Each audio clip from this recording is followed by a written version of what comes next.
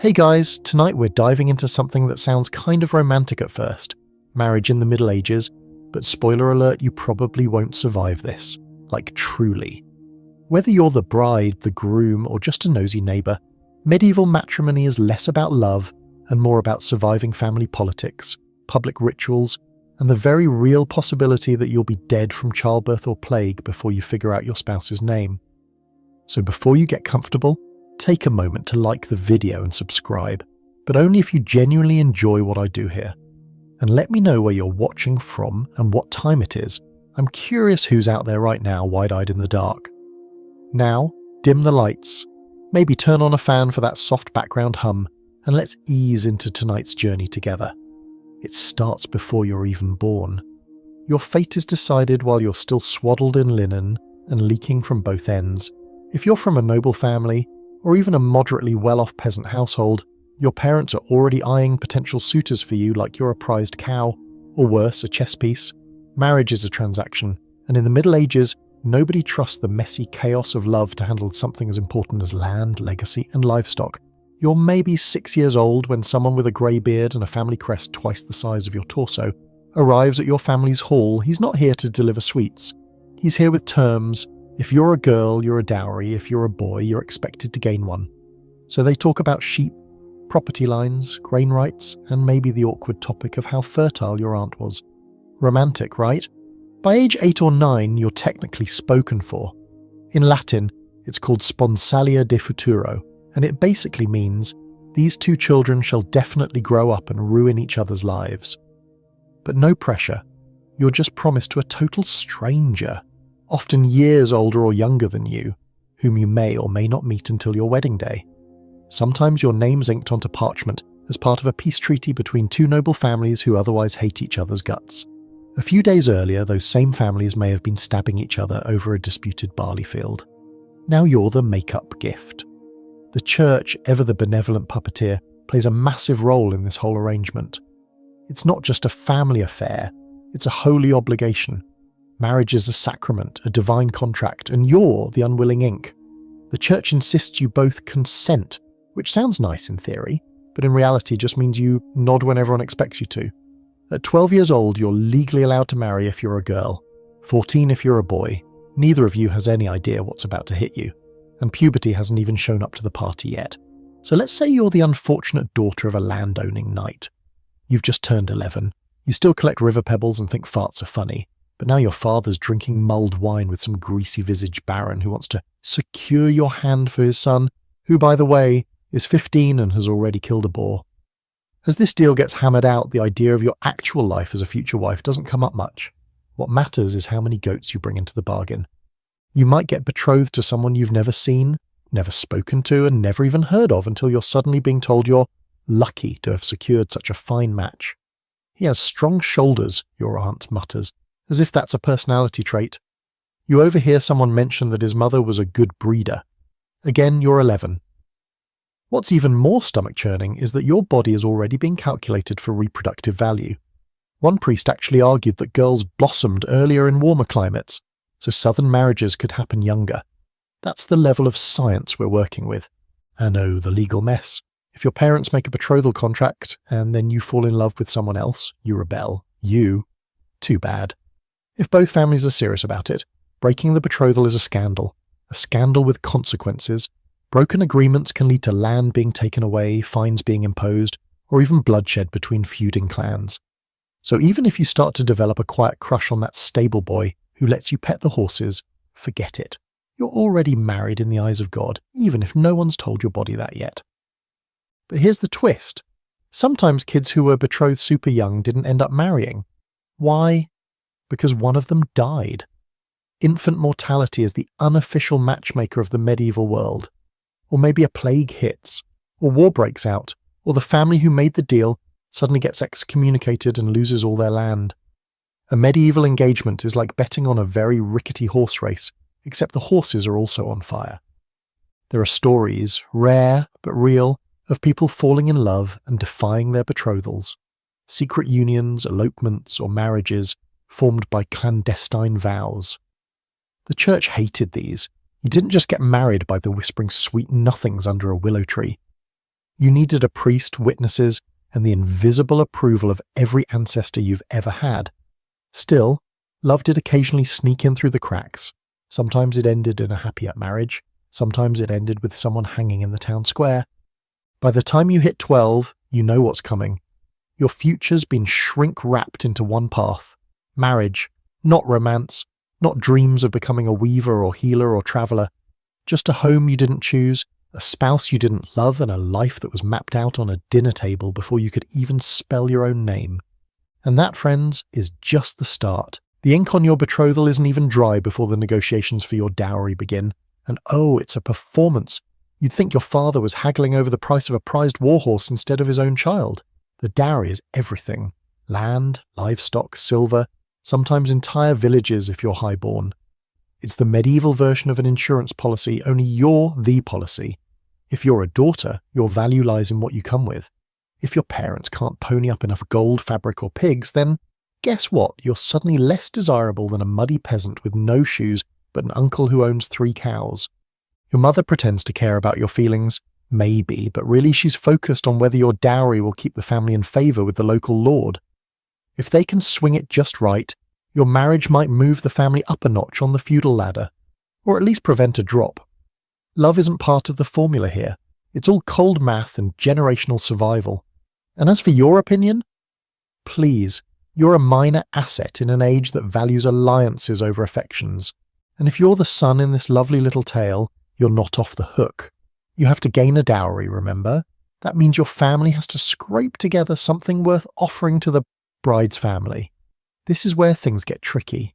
If your parents are poor but ambitious, they might go all in, mortgaging land, borrowing from merchants, selling off your younger siblings. Not literally, unless you're in serious debt. All for a chance to marry you into a family that has a slightly better chicken-to-hay ratio. Pressure? Oh yeah, you're expected to elevate your bloodline with one good, well-bartered match. No big deal. In theory, dowries are supposed to protect women. A cushion, a safety net, something to fall back on if their husband dies or decides he'd rather go fight in the Crusades for 20 years. But in practice, that money often just disappears into the husband's property. He spends it. Or worse, he uses it as leverage over you for the rest of your life. Remember who brought the silver, darling? Becomes the kind of phrase he mutters whenever you ask for anything at all, like food. Now, if you're noble, the dowry drama goes full Game of Thrones. Entire fiefdoms change hands over one well-arranged marriage. One noble woman was married off with a dowry that included 2 castles and a river. A river. Imagine being traded for a flowing body of water. There are documented cases where dowries were so valuable they sparked mini-wars. One guy got cold feet, returned his bride, and kept the dowry anyway. That didn't go over well. The bride's family invaded his lands and set fire to his crops. Romance. Among peasants, things are more modest but no less tense. A pig, maybe a patch of farmland, a loom, something tangible, something that screams, "My daughter won't be a total burden.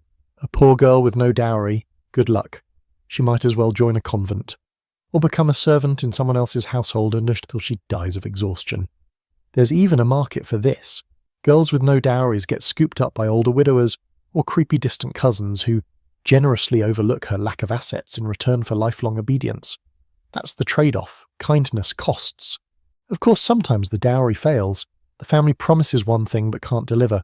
That leads to lawsuits. Yes, lawsuits. Medieval marriage contracts were legally binding, and if someone didn't deliver the agreed pigs or plots of dirt, they could be dragged before a local court. Nothing says happily ever after, like suing your in-laws, because they shortchanged you on a goat. There's even a fringe but fascinating fact. In some areas, the reverse dowry existed. Called a bride price, this meant the groom paid the bride's family for the right to marry her. More common in Germanic tribes and early Anglo-Saxon England, this practice flipped the transaction, at least technically. But don't get too excited.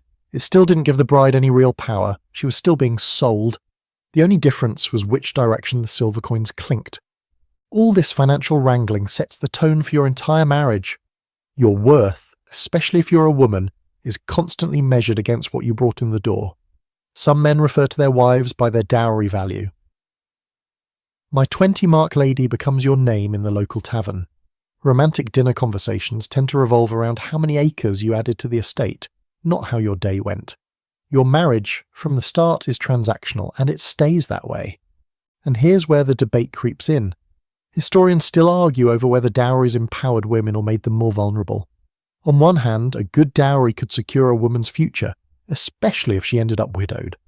On the other, it turned her into a literal investment, expected to yield returns in the form of heirs and loyalty. Did it give her leverage or just tie her worth to things she couldn't control? Depends on the century, depends on the village, depends on how sharp her mother was with negotiations. So now the deal is sealed. You've been betrothed, the dowry is agreed upon, and everyone's pretending this was all an incredibly sacred moment. Really, it's a family-friendly hostage exchange. You don't even get a say in what your wedding will look like.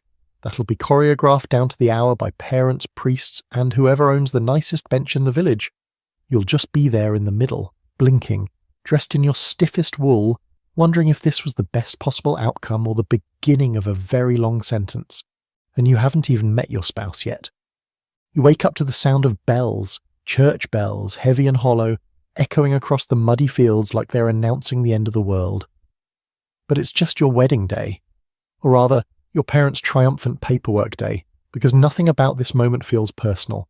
There's no music swelling, no stolen glances, no last-minute jitters over whether you're ready. You're not.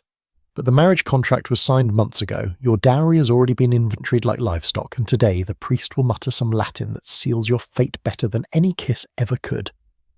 Before you even get to the altar, or wooden platform or dirt patch in front of the church, there's more bureaucracy. Yes, marriage in the Middle Ages is less of a romantic leap and more of a solemn tax document.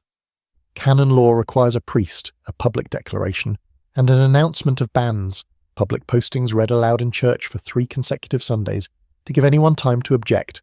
This is not for your benefit. It's to make sure nobody's hiding a secret spouse in another village. You'd be surprised how often that came up. Bigamy is kind of a thing. The church takes marriage seriously, like eternally seriously. It's a sacrament after all, on par with baptism and communion. You're not just legally bound, you're spiritually cemented. Forget divorce, the only way out is death. And not even a fun, dramatic death, like falling from a tower. No, it's usually something far more depressing, like the flu. Which means, unless you're widowed, you're in this forever, even if you immediately regret it during the ceremony. And let's be honest, you probably will. The priest doesn't ask you if you're in love. He doesn't care. He cares whether you're related. Yes, consanguinity rules are strict, which is a fancy way of saying, no, you can't marry your cousin unless you have the right paperwork. If you're in the nobility, though, this rule gets bent often, especially when land is involved. In those cases, the church is very forgiving. All it takes is a bribe, or dispensation, and suddenly that suspiciously close cousin becomes a perfectly acceptable life partner. God's will, but with a surcharge. Then comes the language of the ceremony itself. You might not understand it, because it's in Latin, and you probably speak a local dialect that wouldn't even be recognised 50 miles away. Still, you're expected to respond at the right time. You repeat the phrases, not entirely sure what you're vowing. Obedience, fidelity, fruitfulness. That last one's the biggie. Your whole role is to produce legitimate heirs, especially sons, who can inherit land, titles, and your husband's extremely unfortunate nose. Here's a fun fringe fact. The church didn't require a wedding to be held inside a church building until later in the Middle Ages. For a long time, you'd just stand outside the church doors in full view of the community. Everyone gathers around to watch you get spiritually fused to someone you may not even like. The priest declares it official, tosses a few blessings into the air, and boom, you're married. Hope you brushed your teeth. And then there's the wedding feast. Technically, it should be a moment of celebration, but it's more of a status parade. The food depends entirely on your social rank.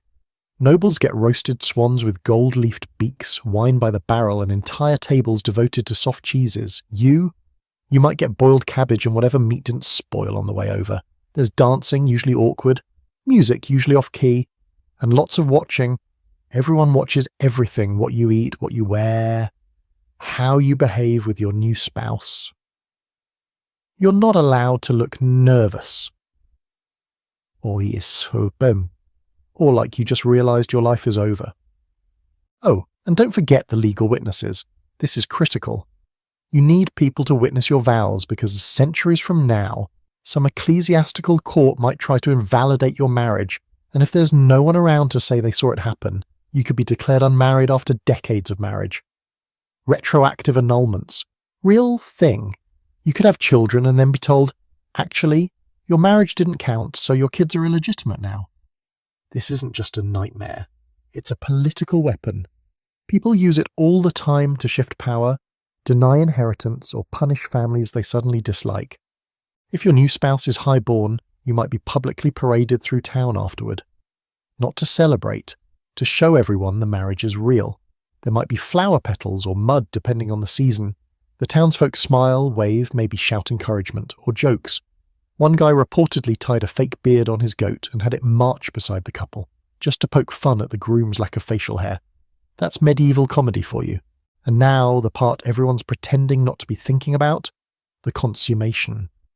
Because a wedding, in the eyes of medieval society, isn't truly valid until it's been physically confirmed. Yes, that means sex, and not private, gentle, rose-petal sex. In some places, it's witnessed. Witnessed. Imagine this. You're led to a bed surrounded by cheering friends and family, and sometimes a priest who blesses the sheets. They might even stay long enough to make sure the job gets done. Not always, but often enough that it's part of the law. And if they're not in the room, they're just outside it, waiting to inspect the bedsheets afterward. Blood on the linens? Applause. No blood? Well, there might be questions. And here's where the scholarly debate comes in. Historians argue whether the bedding ceremony was a universal practice or a more symbolic in most places. Some think it was ritual theatre, lots of noise, but no one actually stayed to watch. Others argue that in certain regions, especially among nobility, it was absolutely real and enforced. The point wasn't intimacy, it was proof. Proof of virginity, proof of performance, proof that your marriage was more than just a promise, it was a sealed deal. You may cry that night, many did. Whether from fear, humiliation, or sheer exhaustion, the moment that's supposed to start a lifetime of love instead leaves you aching and alone. You lie there next to a stranger, possibly much older than you, possibly already drunk, and you realize, this is it. You're no longer your own person. You're part of a unit, a contract, a legal arrangement written in flesh. And you still have to live with them, forever. Morning comes, but there's no soft sunlight streaming through gauzy curtains, no breakfast in bed or quiet snuggles. Instead, your body aches, the linen sheets stick to your skin, and outside your door, people are already bustling around, pretending like nothing awkward happened a few hours ago. You haven't even had time to sit with the emotional whiplash. Yesterday, you were your father's daughter. Now you're someone's wife. Your identity's been overhauled in less than a day, and the strange man next to you smells faintly of wine and stable dust. His name is technically yours now, if you're allowed to have it at all. The worst part. This entire life you're stepping into doesn't belong to you. Everything from the furniture to the bedposts, from your new title to your meals, is rooted in someone else's family, someone else's traditions. Your husband's home isn't just a place, it's a power center. And you're a guest who'll never quite fit in. Your job is to adapt, to smile tightly and to never complain, even when your new mother-in-law is hovering nearby, critiquing how you stir the porridge or hold the embroidery needle. If you're noble, the house is more like a small fortress. Stone walls, drafty corridors, tapestries meant more for insulation than decoration. Servants eye you sideways, waiting to see if you're the next lady of the manor, or just another passing mistress doomed to die in childbirth. If you're a peasant, your new home is one room, one smoky, mud-floored room with a sloped roof, one window and livestock sleeping not far from the hearth. Your privacy is gone. Your independence? That disappeared with your maiden name. You and your new spouse may not have spoken more than a dozen words. This isn't a dating game, this is post-contract cohabitation. You wake up, look at the other person, and start figuring out how to be married without actually knowing anything about them. Does he snore? Does he expect you to kill chickens or raise them? Will he let you visit your parents? Can you read in peace, or is that considered suspicious? You are now deeply entangled with a stranger, bound by both God and the law, and you have zero idea what makes him tick. And communication? It's hit or miss. Maybe you speak slightly different dialects. Maybe he's been raised to believe women should only talk when spoken to. Or maybe he expects you to take over running the household while he goes out and hunts, or works the fields, without telling you how anything's organised. So you bungle it. The milk goes sour, the herbs are dried too early, or you feed the wrong scraps to the wrong animals. Cue judgmental looks from the servants or the mother-in-law who, let's be honest, never wanted you here in the first place. Gender roles in this house? Oh, they're not just roles, they're doctrine. If you're a man, congratulations, the system is designed to revolve around you. You have the legal and religious right to command, correct, and control. If you're a woman, your body, your labour, even your mood is now a managed resource. Got a headache? Don't care. You're expected to keep house, birth children, stay silent, and serve food with a smile. Express discontent, and suddenly you're hysterical, or worse, accused of being difficult. That word has a long shelf life in the middle ages, and it ages like spoiled ale. Here's a quirky slice of historical weirdness. Some medieval marriage manuals literally warned husbands not to beat their wives too hard. The phrasing was something like, "She must be corrected with moderation." This is where things get dark. Domestic violence isn't just tolerated, it's institutionally accepted. If a husband is seen striking his wife, no one flinches unless he goes too far, which no one ever defines. And if she raises a hand back, that's a scandal. A woman striking a man is basically social arson. Your new daily life unfolds in repetitive loops. If you're noble, maybe you're managing household accounts, supervising servants, or overseeing the brewing.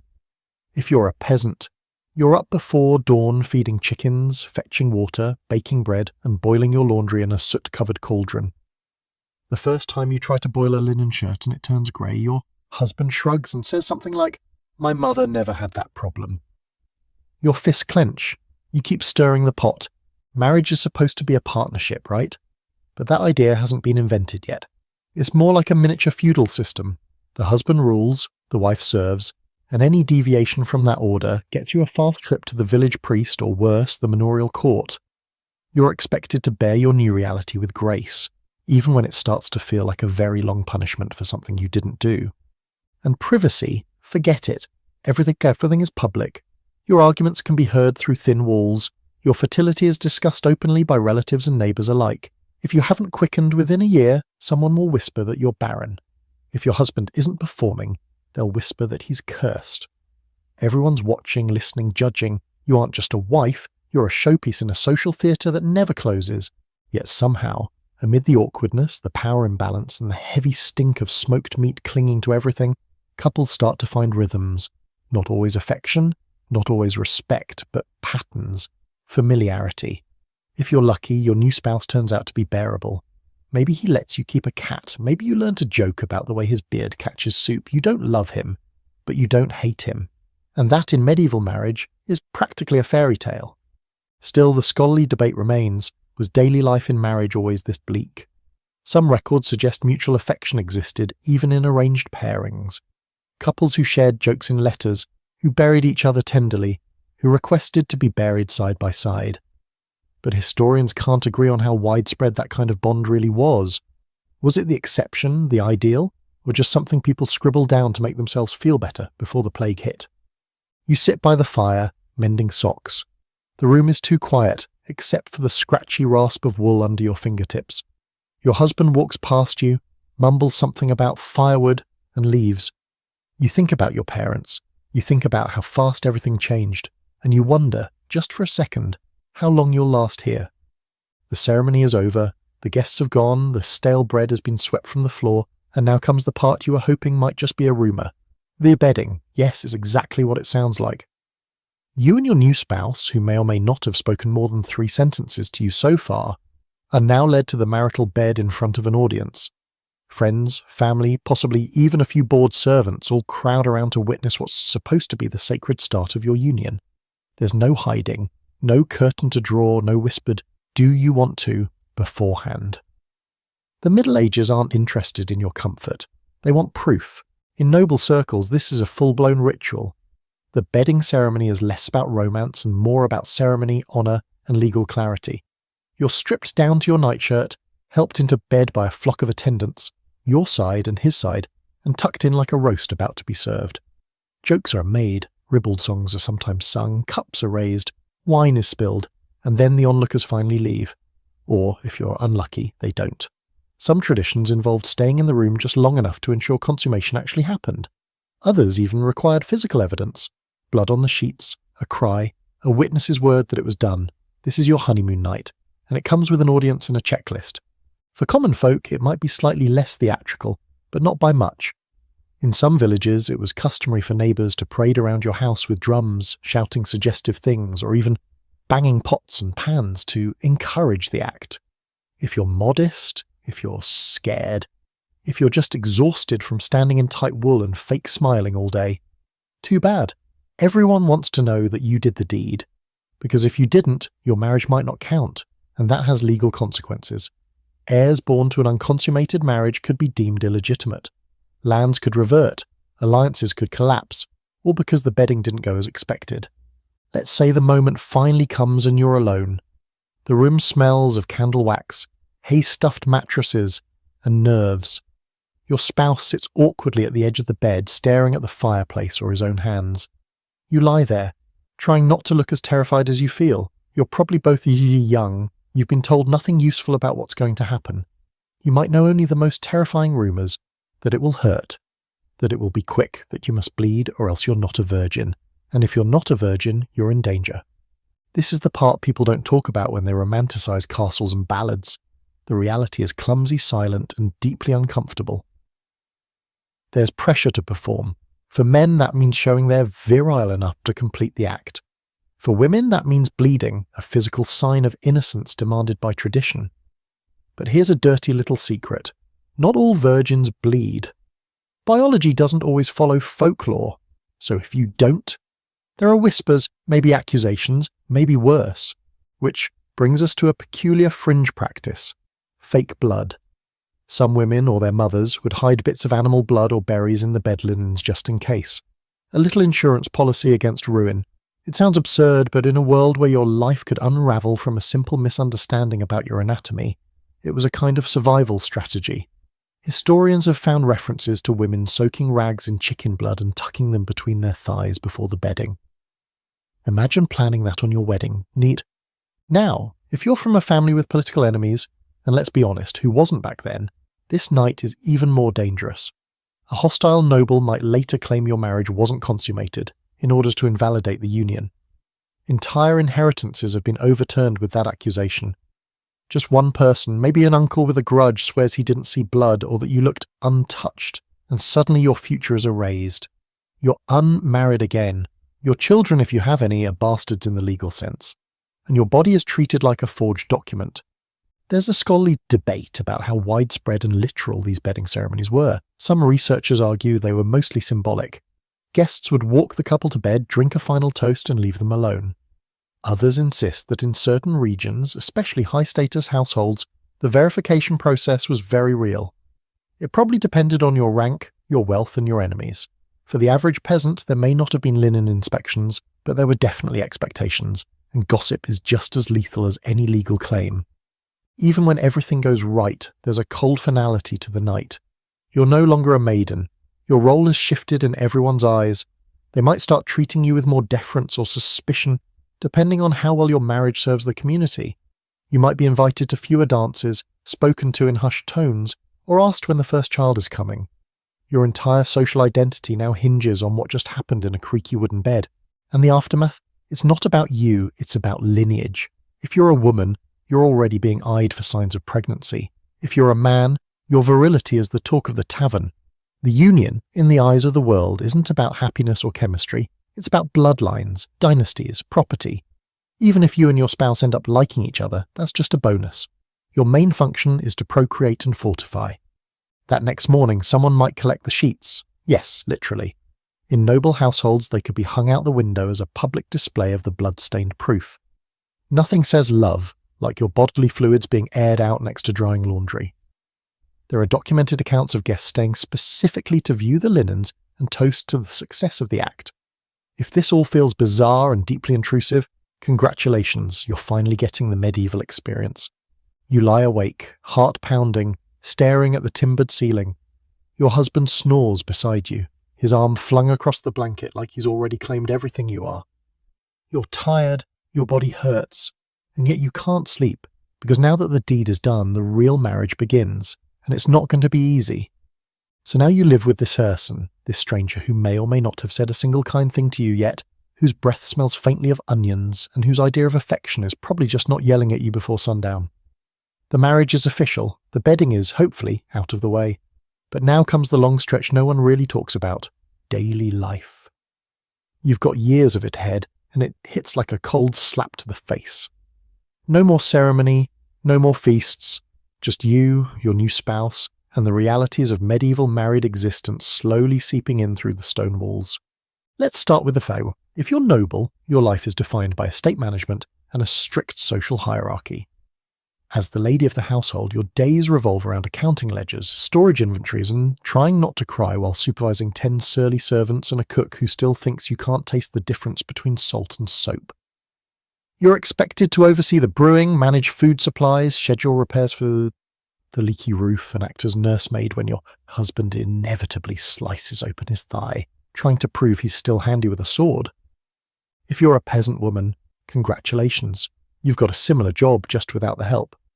Your one-room home is a functional chaos of tasks: hauling water from a well half a mile away, milking goats, repairing your husband's tunic for the 3rd time this week, and trying to keep your toddler from falling face first into the fire pit.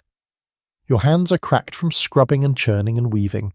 Your back hurts from bending over in a field where the wind is somehow always against you. And at night, you're still expected to be available. Your husband has his own routine, of course. Maybe he's a blacksmith or a tanner or a farmer working land that technically belongs to a lord who hasn't stepped foot on it in decades. Maybe he's away at war for weeks, even months, and you're left holding the household together like a human hinge. In noble households, men often travel to court, hunt, or manage regional disputes. You might go weeks without seeing him, and when he does return, he wants food, sex, and absolute silence about the state of the roof that caved in last week. Communication between the two of you is a gamble. Maybe he respects you, even admires your sense of order. Maybe he listens when you speak. But in most cases, marriage is not about emotional partnership. It's about function, tradition, and hierarchy. You're expected to obey. That word obey isn't just a suggestion. It's built into the religious structure of marriage. The church preaches that the man is the head of the wife, just as Christ is the head of the church. Subtle, huh? You are to be obedient, patient, and, above all, silent. That silence can feel like a prison. You may have thoughts, opinions, maybe even a sense of humour, but you learn quickly that most of those are liabilities. If you speak too freely, you're considered impertinent. If you correct your husband in front of others, even gently, you're publicly shamed. One wrong phrase at dinner could earn you a week of the cold shoulder or worse. Some husbands exercise their authority with a belt or a rod. To correct, they say, the courts often side with them. You've got no legal recourse unless the violence is extreme, and even then, good luck convincing a local judge that your bruises outweigh your husband's pride. But not every day is misery.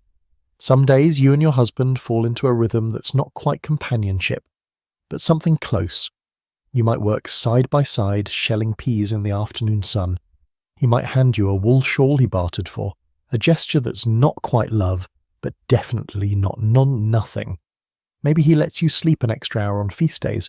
Maybe you laugh at the same stupid song the village boys are always singing. These tiny comforts become the threadbare cushion you live on.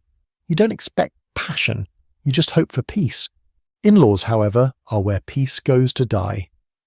If you've moved into your husband's household, as is the norm, his parents, or worse, his mother, will probably still be around. She knows how everything should be done. She reminds you daily. She critiques your cooking, your posture, your fertility, and your choice of thread colour.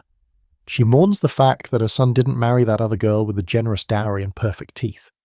And no matter what you do, you will always be second place in her hierarchy of loyalty. Living with your spouse means sharing everything: food, space, illness, anxiety. There is no me time. There is no separate bedroom. The average medieval home doesn't come with a reading nook or a locked door. If he snores, you hear it. If he gets drunk and starts singing bawdy songs at midnight, you're in the audience. And if he sulks because the harvest was poor or his boots got stolen, you're the emotional punching bag. And yet life together becomes something you endure, not because it's beautiful, but because it's the only option. You start to rely on each other, not out of affection necessarily, but survival. He fixes the fence. You mend his cloak. You whisper warnings when the tax collector is near. He grabs your hand when the river swells and your cart nearly tips. These are the bonds forged not by love, but by shared effort and mutual necessity. Here's a fringe fact to chew on.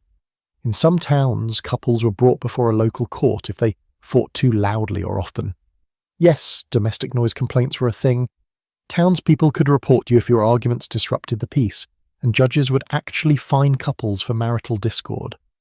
In some places, neighbours even held public charivari, mocking parades with pans and horns, to shame spouses who mistreated each other or stepped outside expected roles. It's less about justice and more about public humiliation. You don't just live with your spouse, you live with your whole village's opinion of your marriage.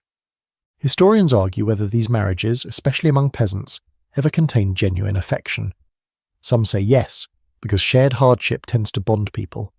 Others say affection was irrelevant, survival and stability were the priorities. Maybe both are true.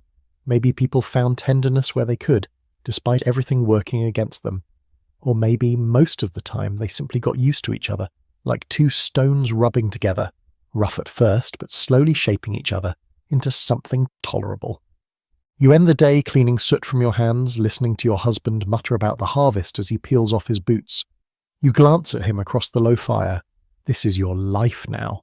Your house, your partner, your burden. It's not what you dreamed, but it's what you've got. You're a few weeks into married life now, maybe a few months if you're lucky, and something has started to settle into your bones. Not comfort exactly, more like the heavy resignation of someone who knows this is it. This house, this man, these expectations. It's no longer just about cooking the porridge and getting through awkward dinners. It's about roles. Medieval marriage isn't just a social contract, it's a performance, and you've been assigned a script, one you didn't get to read beforehand. The problem is, your lines were written centuries ago by priests, lawmakers, and bitter men with quills and control issues. If you're a woman, your job is clear. Obey, serve, and produce. Not necessarily in that order, though the producing part tends to leap to the front rather quickly. And not just children. You're expected to produce a home, clean, warm, stocked. To produce clothing, meals, quiet support.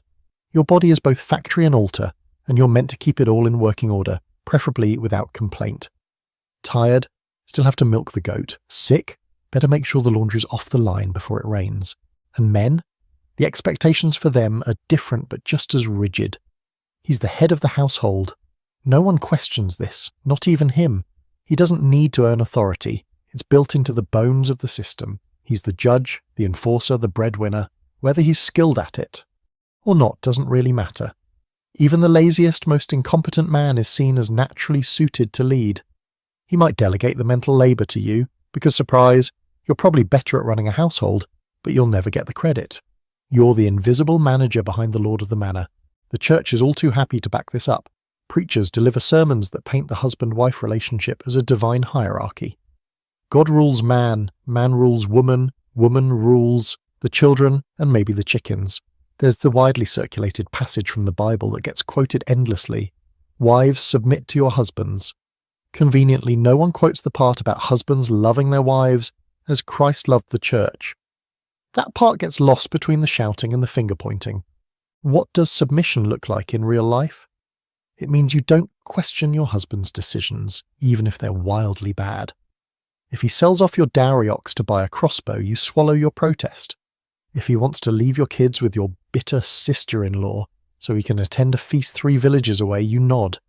You might murmur a soft suggestion, maybe a plea if it's something serious, but ultimately his word is final. And if you push back too hard, it won't just be him you're dealing with. It'll be the priest, the neighbours, maybe even the manorial court. The strange thing is, people in the Middle Ages were deeply obsessed with the idea of proper roles. There are whole treatises written about it, guides for wives, manuals for husbands, detailed explanations of who should do what and why, all wrapped in divine justification. One even advised women to keep their voices soft, eyes lowered, and minds simple, as if intelligence might disrupt the spiritual Wi-Fi signal between husband and heaven. And if you're wondering, no, there was never a handbook titled What to Do If Your Husband is an Absolute Moron. Here's a quirky historical footnote. Some regions had a ritual called skimmington riding. If a man was known to be overly submissive to his wife, yes, the reverse, villagers might stage a public mockery. They'd parade an effigy of him around on a donkey, banging pans and shouting insults to shame him for not being the man in the marriage. So basically, if a woman was too quiet, she was suspicious. If she was too outspoken, she was dangerous. And if a man loved his wife too much, he was laughable. Welcome to lose-lose, population with you. These roles didn't just affect behaviour, they affected identity. Once you were married, you weren't just a person anymore. You were someone's wife or husband. People stopped using your name, especially for women. You might be referred to as John's woman or the Smith's wife, even in official records. Your own surname fades into your husband's, and over time your individuality blurs behind your marital function. Even widows sometimes remain so-and-so's widow for the rest of their lives. It was as if your only real significance came from the man you were attached to. And it didn't stop at daily chores. Your very personality was expected to mould to the ideal. If you're naturally outspoken, you learn to bite your tongue. If you're curious, you keep your questions quiet. If you laugh too much, someone will say you're frivolous. There's a moral checklist you must tick off each day. Humble, clean, chaste, obedient, prayerful. You can feel the weight of it in your shoulders, in the way you sit, speak, even breathe. Your entire body becomes a project always in need of improvement. Some women found ways to push back, quietly. A well-timed rumour about a husband's laziness, a visit to the wise woman down the road for certain herbs, conveniently misplaced ledger. Resistance didn't have to be loud to be real, but it was dangerous. Be too clever, and you might be labelled difficult, or worse, unnatural. There's a thin line between being a strong wife and a suspected witch, and it's thinner still when your husband starts to feel insecure. Scholars argue over how rigid these gender roles really were. Some point to letters and records that show affection, even camaraderie between spouses. Others highlight court records and sermons that relentlessly reinforce male dominance. It's likely that reality sat somewhere in between, varying by region, class, personality, and luck. In some homes, maybe there was laughter, in others, just silence and smoke. You stand in your doorway, watching your husband return from the fields, his shoulders slumped with fatigue. You've finished the chores, the stew is bubbling, the floor is swept, your feet ache, and your hands are raw from scrubbing. He says nothing as he walks past you, just grunts and throws his coat onto a bench. You exhale and return to stirring the pot, careful not to let it burn. In this house, in this life, your role is set. You didn't choose it, but you're expected to fill it every day, without complaint, without deviation, and without pause. The honeymoon phase, if there ever was one, is over. Now it's just the regular churn of survival. Chores, weather, and whatever medieval curveballs fate throws at your face before breakfast. You and your spouse have found a rhythm of sorts. He does the outside work mostly. You do everything else. There's not much affection, but there's a nod when things go right and a grunt when they go wrong. If you squint, it looks like teamwork, but beneath that tired routine, something's always simmering. Unspoken resentments, power plays, small acts of quiet rebellion that keep you from feeling completely erased. Daily life in a medieval marriage isn't measured in romantic milestones. It's measured in tasks. There's no date night. There's weeding the garden together while gnats eat your ankles. There's sharing a cup of ale in silence after a long day, your hands sore from kneading dough, his at gripping tools. If you're lucky, the silence isn't hostile. But don't kid yourself, even a well-functioning medieval marriage is a pressure cooker. There are strict expectations on both of you, and even the smallest cracks in that structure can quickly turn into chaos. Let's talk about chores, because there's no medieval Roomba coming to rescue you. Everything is manual. If you're a woman, your duties begin before sunrise. You start by stoking the hearth with yesterday's half-burned logs, praying they're dry enough to catch. You knead bread, churn butter, collect eggs, sweep ash, and tend the small herb garden you hope doesn't get eaten by the neighbour's goat again. You might also have to help your husband in the fields or assist with mending fences, especially if he's injured or drunk or just not up to it that day. You make candles out of tallow. You boil water to wash clothes in a basin, while your baby cries because he's teething and you don't have the herbs for a proper poultice. You scrub floors made of packed earth with a broom that's more stick than bristle.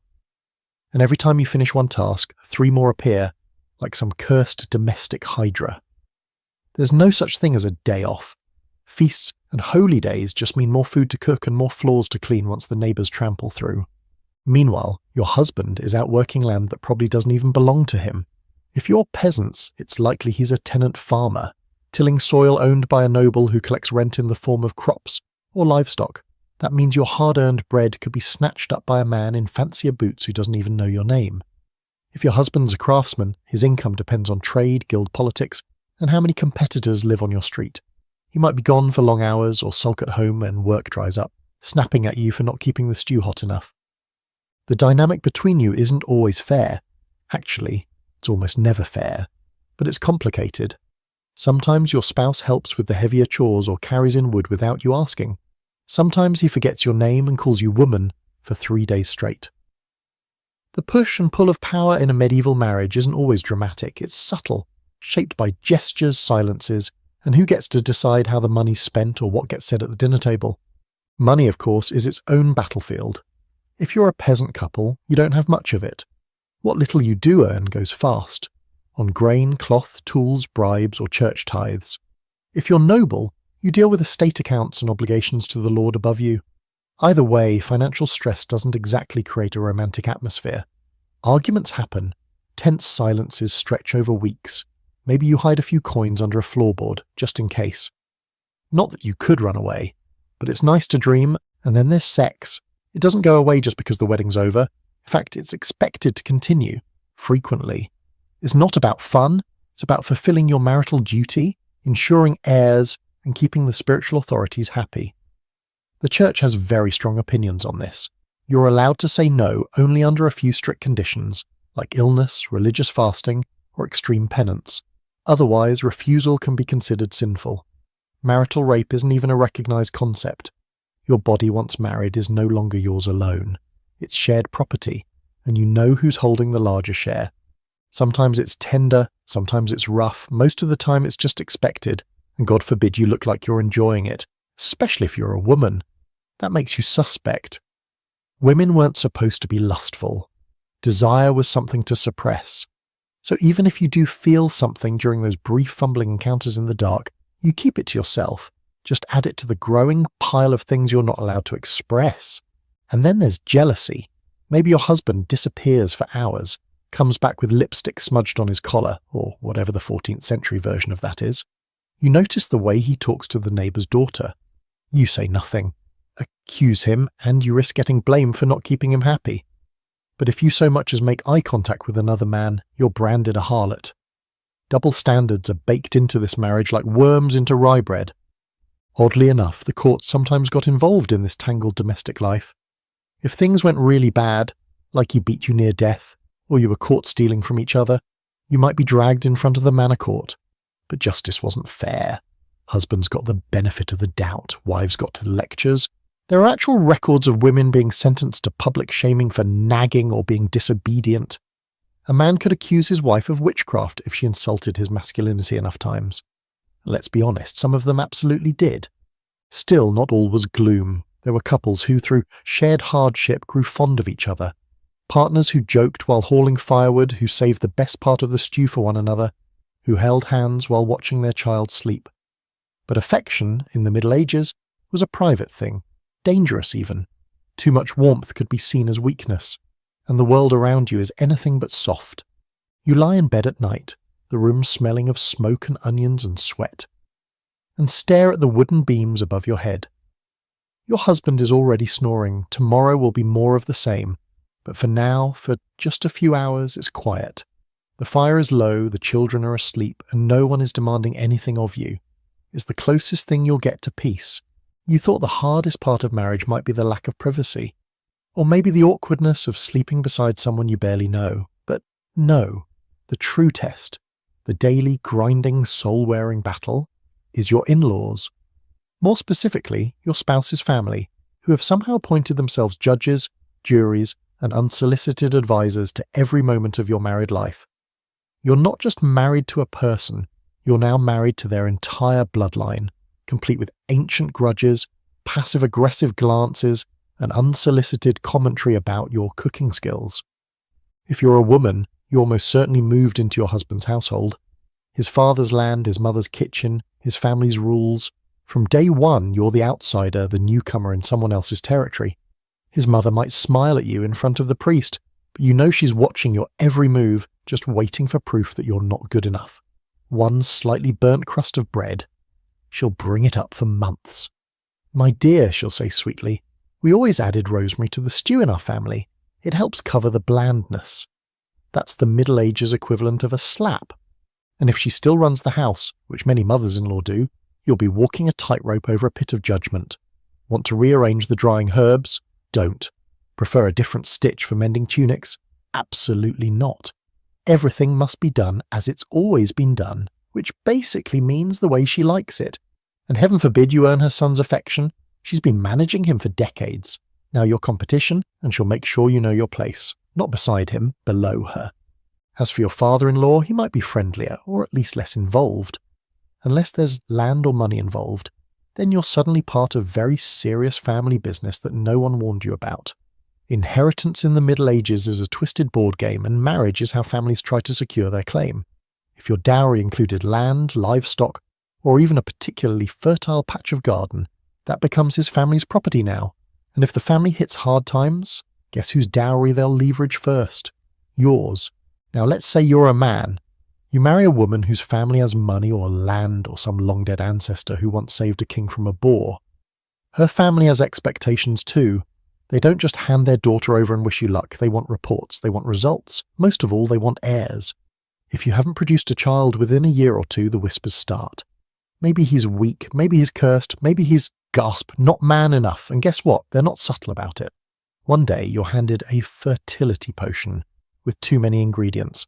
Another, her uncle corners you during a fawaz and starts asking very specific questions about your nighttime habits. Welcome to medieval family pressure. And let's not forget siblings-in-law. They can be allies or problems with legs. If your spouse has brothers or sisters, you're now expected to form alliances, or at least tolerate them. Brothers-in-law might drag your husband into brawls or debt, and guess who has to smooth that over while keeping dinner on the table? You. Sisters-in-law might be competing for attention or inheritance. There's always tension simmering beneath the surface. Who gets more food? Who gets the best blanket? Who gets listened to when they say, "There's a wolf near the chicken coop"?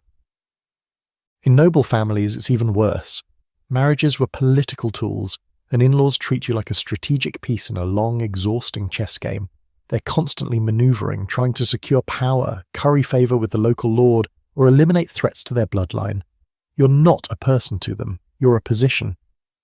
If your actions, opinions, or even your childbearing timeline don't align with their plans, you become a problem. And in medieval noble circles, problems don't get ignored, they get solved. Here's a wonderfully bizarre fringe fact.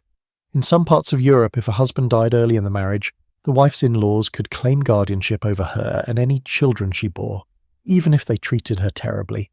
They'd argue that the family had invested in her, paid her dowry, raised her standing, and now deserved the return. So instead of going back to her own family, she might be trapped in her late husband's home under the thumb of a father-in-law who sees her as a failed investment. If things go badly enough, let's say you argue too much, or someone accuses you of mismanaging household goods, your in-laws could take it to the local court. Not the criminal court, but the manorial one. These weren't just forums for cattle theft and field disputes, they also handled domestic drama. Your mother-in-law might accuse you of being lazy. Your brother-in-law might claim you insulted the family home.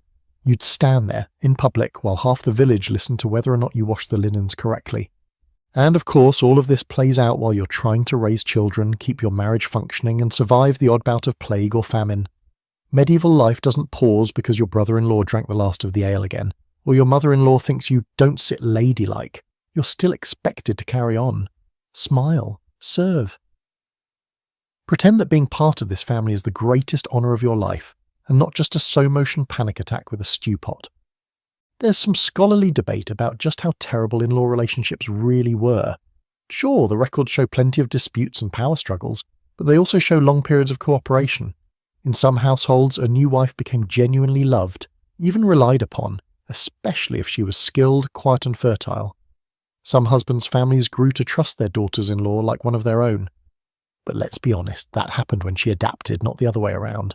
You're sitting at the table one evening, hands folded, listening to your mother-in-law critique your soup again.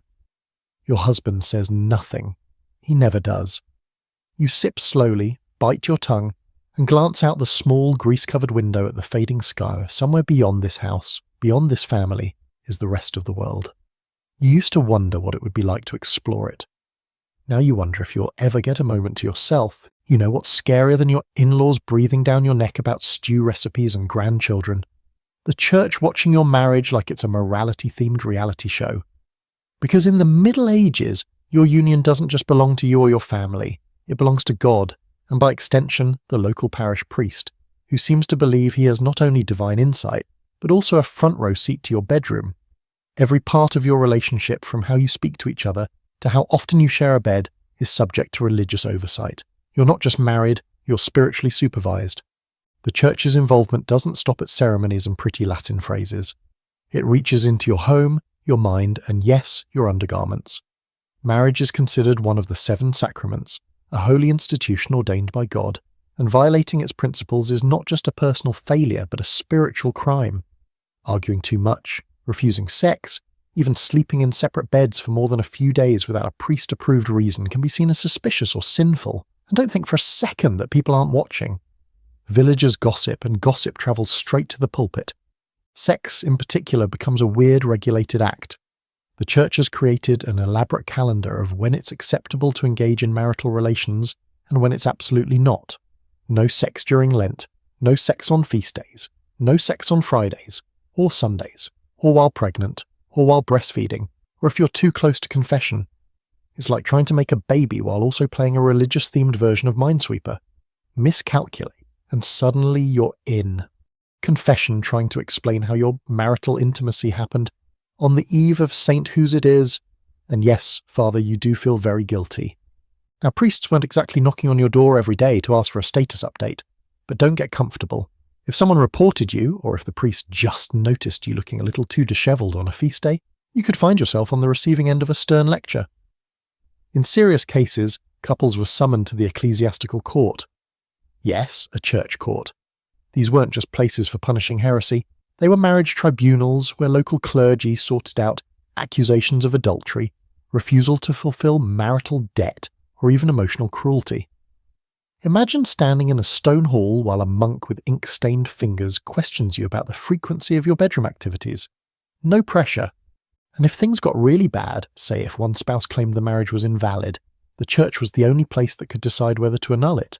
But don't get any ideas. Annulments weren't handed out like parchment flyers. You'd need a serious reason, like consanguinity, being too closely related, impotence, he'd have to prove it publicly, or evidence that one of you had already secretly married someone else. We don't love each other. Didn't count. Neither did he smells like mold and makes pig noises in his sleep. Once the church said your marriage was real, it was real, forever.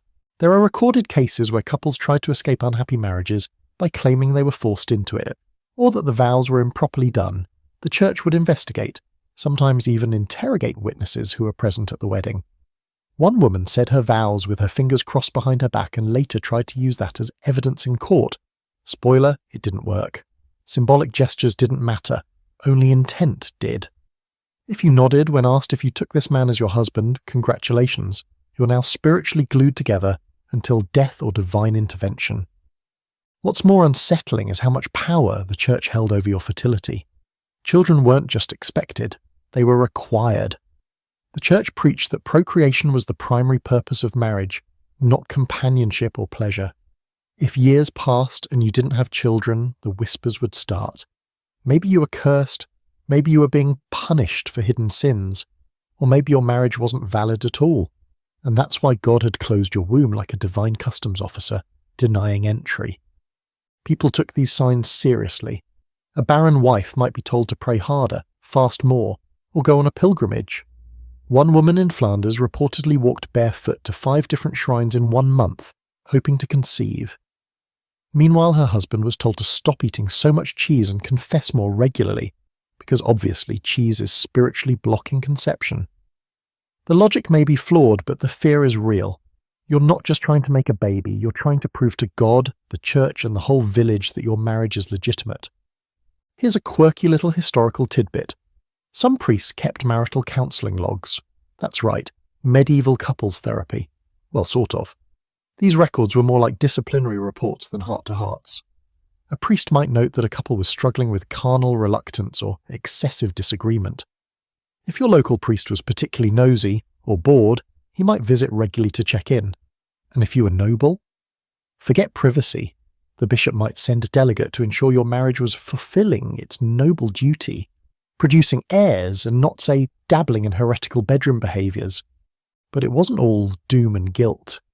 Some priests did genuinely try to help. There are sermons that talk about patience between spouses, kindness, even the idea that love could grow over time. A few theological thinkers, radical for their time, argued that mutual respect was key to a holy marriage. They didn't win many popularity contests, but they existed. Buried under layers of doctrine and Latin, there was occasionally a flicker of compassion, a reminder that maybe, just maybe, marriage didn't have to be miserable. Still, you walk on eggshells, you make sure to be seen in church together, you avoid any public arguments, you don't sit apart at feast days or sleep in separate beds too often, because the church doesn't just want your tithes, it wants your conformity. Your marriage is supposed to reflect divine order, and anything that hints at chaos or rebellion threatens that illusion. And if there's one thing the medieval church fears more than heresy, it's a woman who starts thinking she deserves better. So you light your candle before bed, you whisper your prayers, you turn toward your snoring husband, pull the scratchy blanket over your legs, and brace yourself for another day of being watched, not just by him or the neighbours, but by heaven itself. You've learned by now that marriage in the Middle Ages is like a tightrope over a pit of snakes, but the snakes have names: gossip, failure, illness, infertility, and of course infidelity. Ah yes, adultery. The sin with a double standard so wide you could ride a horse-drawn cart through it. The rules are clear. If you cheat, especially if you're a woman, it could cost you your life. If he cheats, well, boys will be boys. Maybe a slap on the wrist. Maybe not even that. Welcome to the spiritual and legal minefield of medieval fidelity, where one misstep can end your entire existence. Let's talk about what happens when a woman is accused of cheating. First off, people are suspicious by default.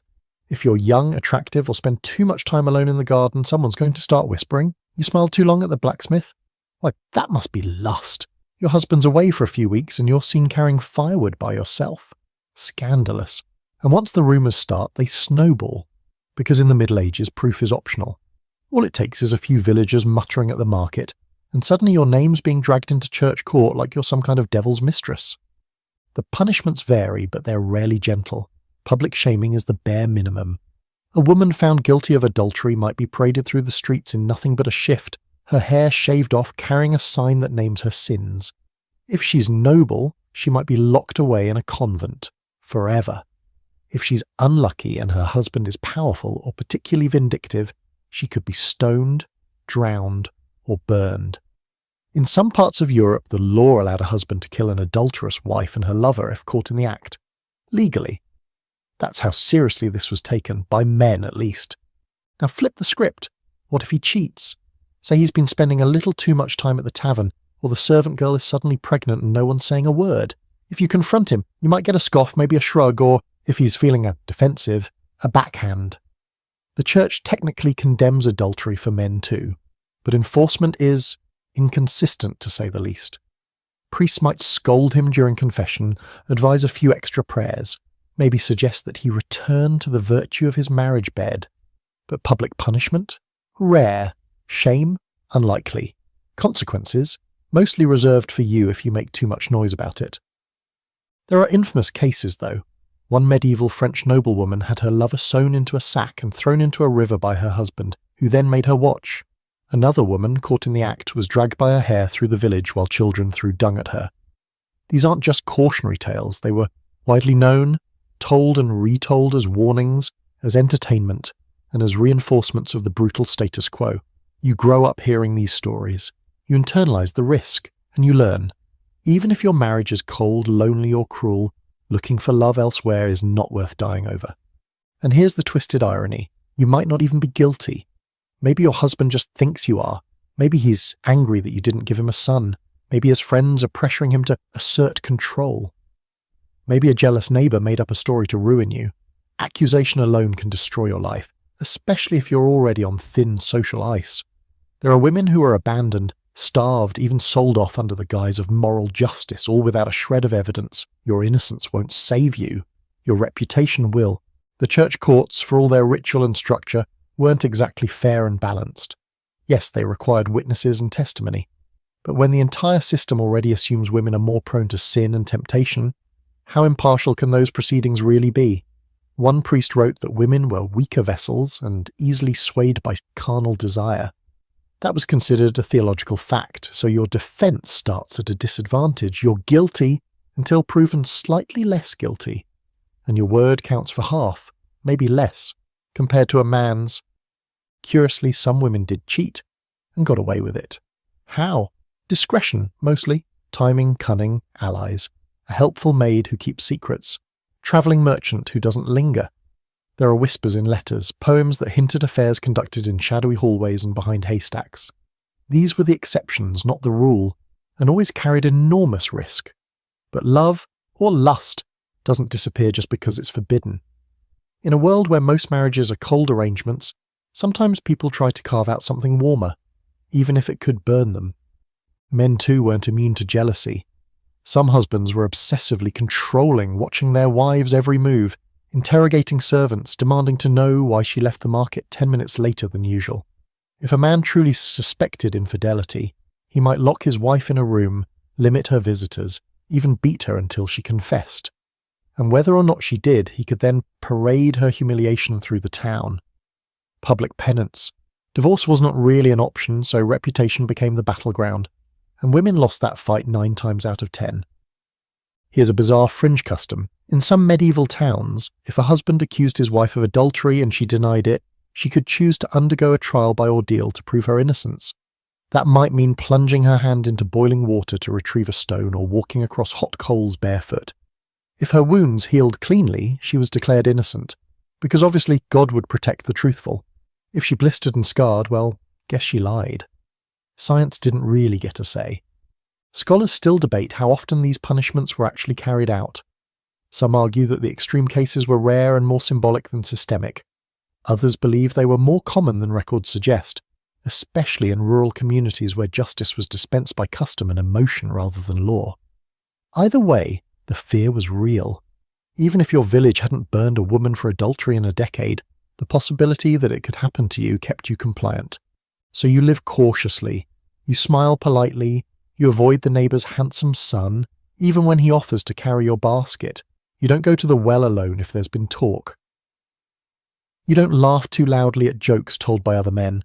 You keep your eyes down, your hair covered, your voice quiet. Not because you've done anything wrong, but because you know how little it takes to convince the world that you have. Your husband comes home late again. Smells of ale, perfume and smoke. He says nothing about where he's been. You say nothing in return, because in this marriage, silence is safer than the truth. The first time you suspect you're pregnant, you don't say anything, not out loud, not even to your husband.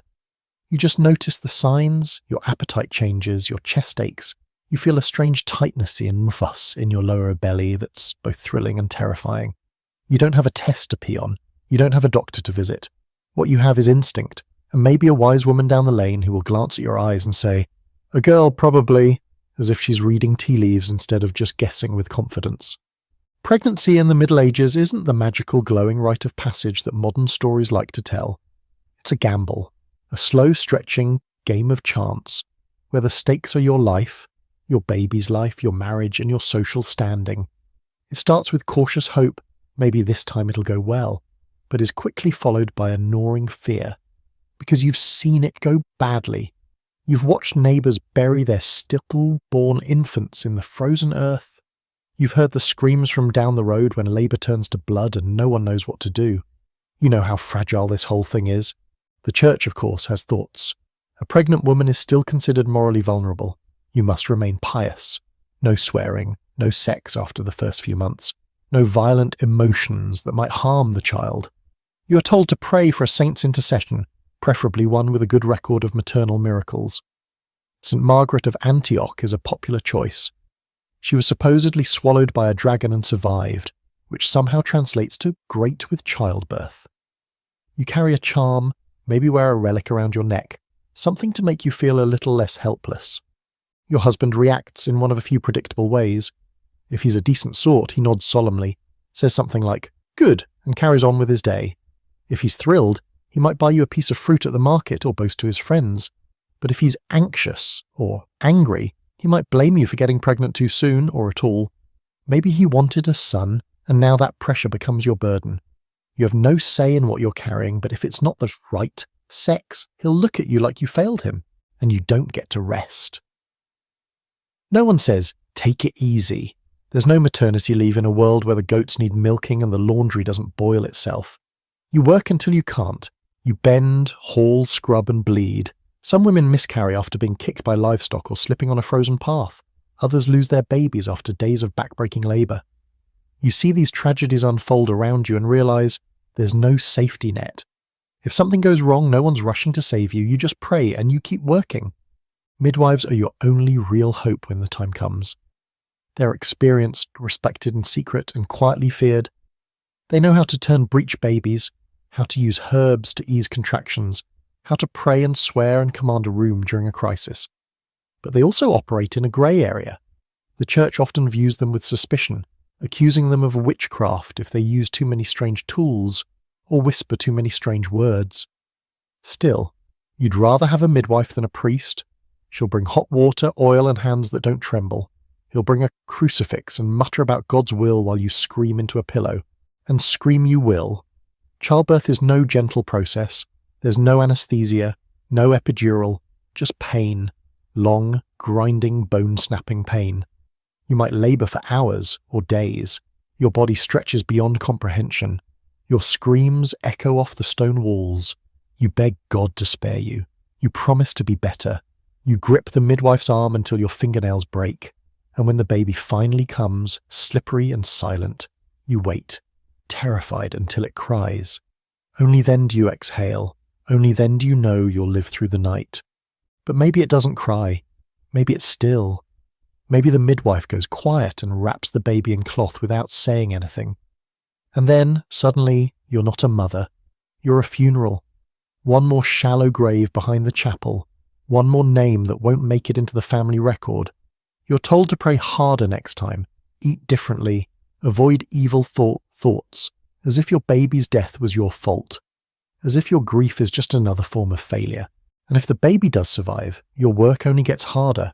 You're breastfeeding on demand every 2 hours while still managing the rest of your responsibilities.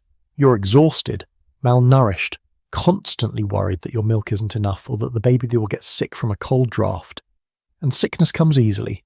Coughs turn into fevers, fevers into death. 1 in 3 children won't live past age 5. You love them fiercely because you might not have them for long, but you never say that out loud. There's also the pressure to produce more. 1 child isn't enough, especially not if it's a girl. You're expected to keep going year after year until you've got at least 1 healthy male heir. Preferably 2 or 3 in case the plague returns or a horse decides to kick someone in the chest. Your body becomes a field to be tilled, season after season, regardless of how rocky the soil has become. Here's a bizarre fact that sums up the whole situation. In some places, pregnant women weren't even counted in census records. You weren't real until you'd delivered something of value, until you'd proved you could convert your marriage into a legacy. Until then, you were a placeholder, a maybe, a woman-shaped vessel awaiting purpose. Historians debate just how bad medieval childbirth really was. Some argue the death rates were overblown, especially in rural areas where women learned from generations of midwives. Others cite burial records, grim and numerous, that tell the story of endless maternal mortality. It likely varied by class, by location, by luck. But the fear? That was universal. That lived in every woman's chest from the moment she missed a cycle until she heard her first cry. You lie in bed, arms around a squirming bundle, your body aching from the effort of creation. The room is dim, lit by a single candle. Your husband snores, oblivious. The baby sighs in its sleep. You stare at the ceiling and whisper a prayer, not of thanks, not yet, but of endurance. Because whether the child lives or not, whether you're praised or blamed, tomorrow you will still have to rise and do it all again. Eventually the fire fades. You try to pretend otherwise for a while. You smile at your spouse over the breakfast, nod at their passing comments, Say goodnight with a small mechanical warmth. But deep down, the spark, the fragile thread that might have once been love, or at least curiosity, is unravelling. Not with some dramatic blow-up, but slowly, like wood rotting under a polished floor.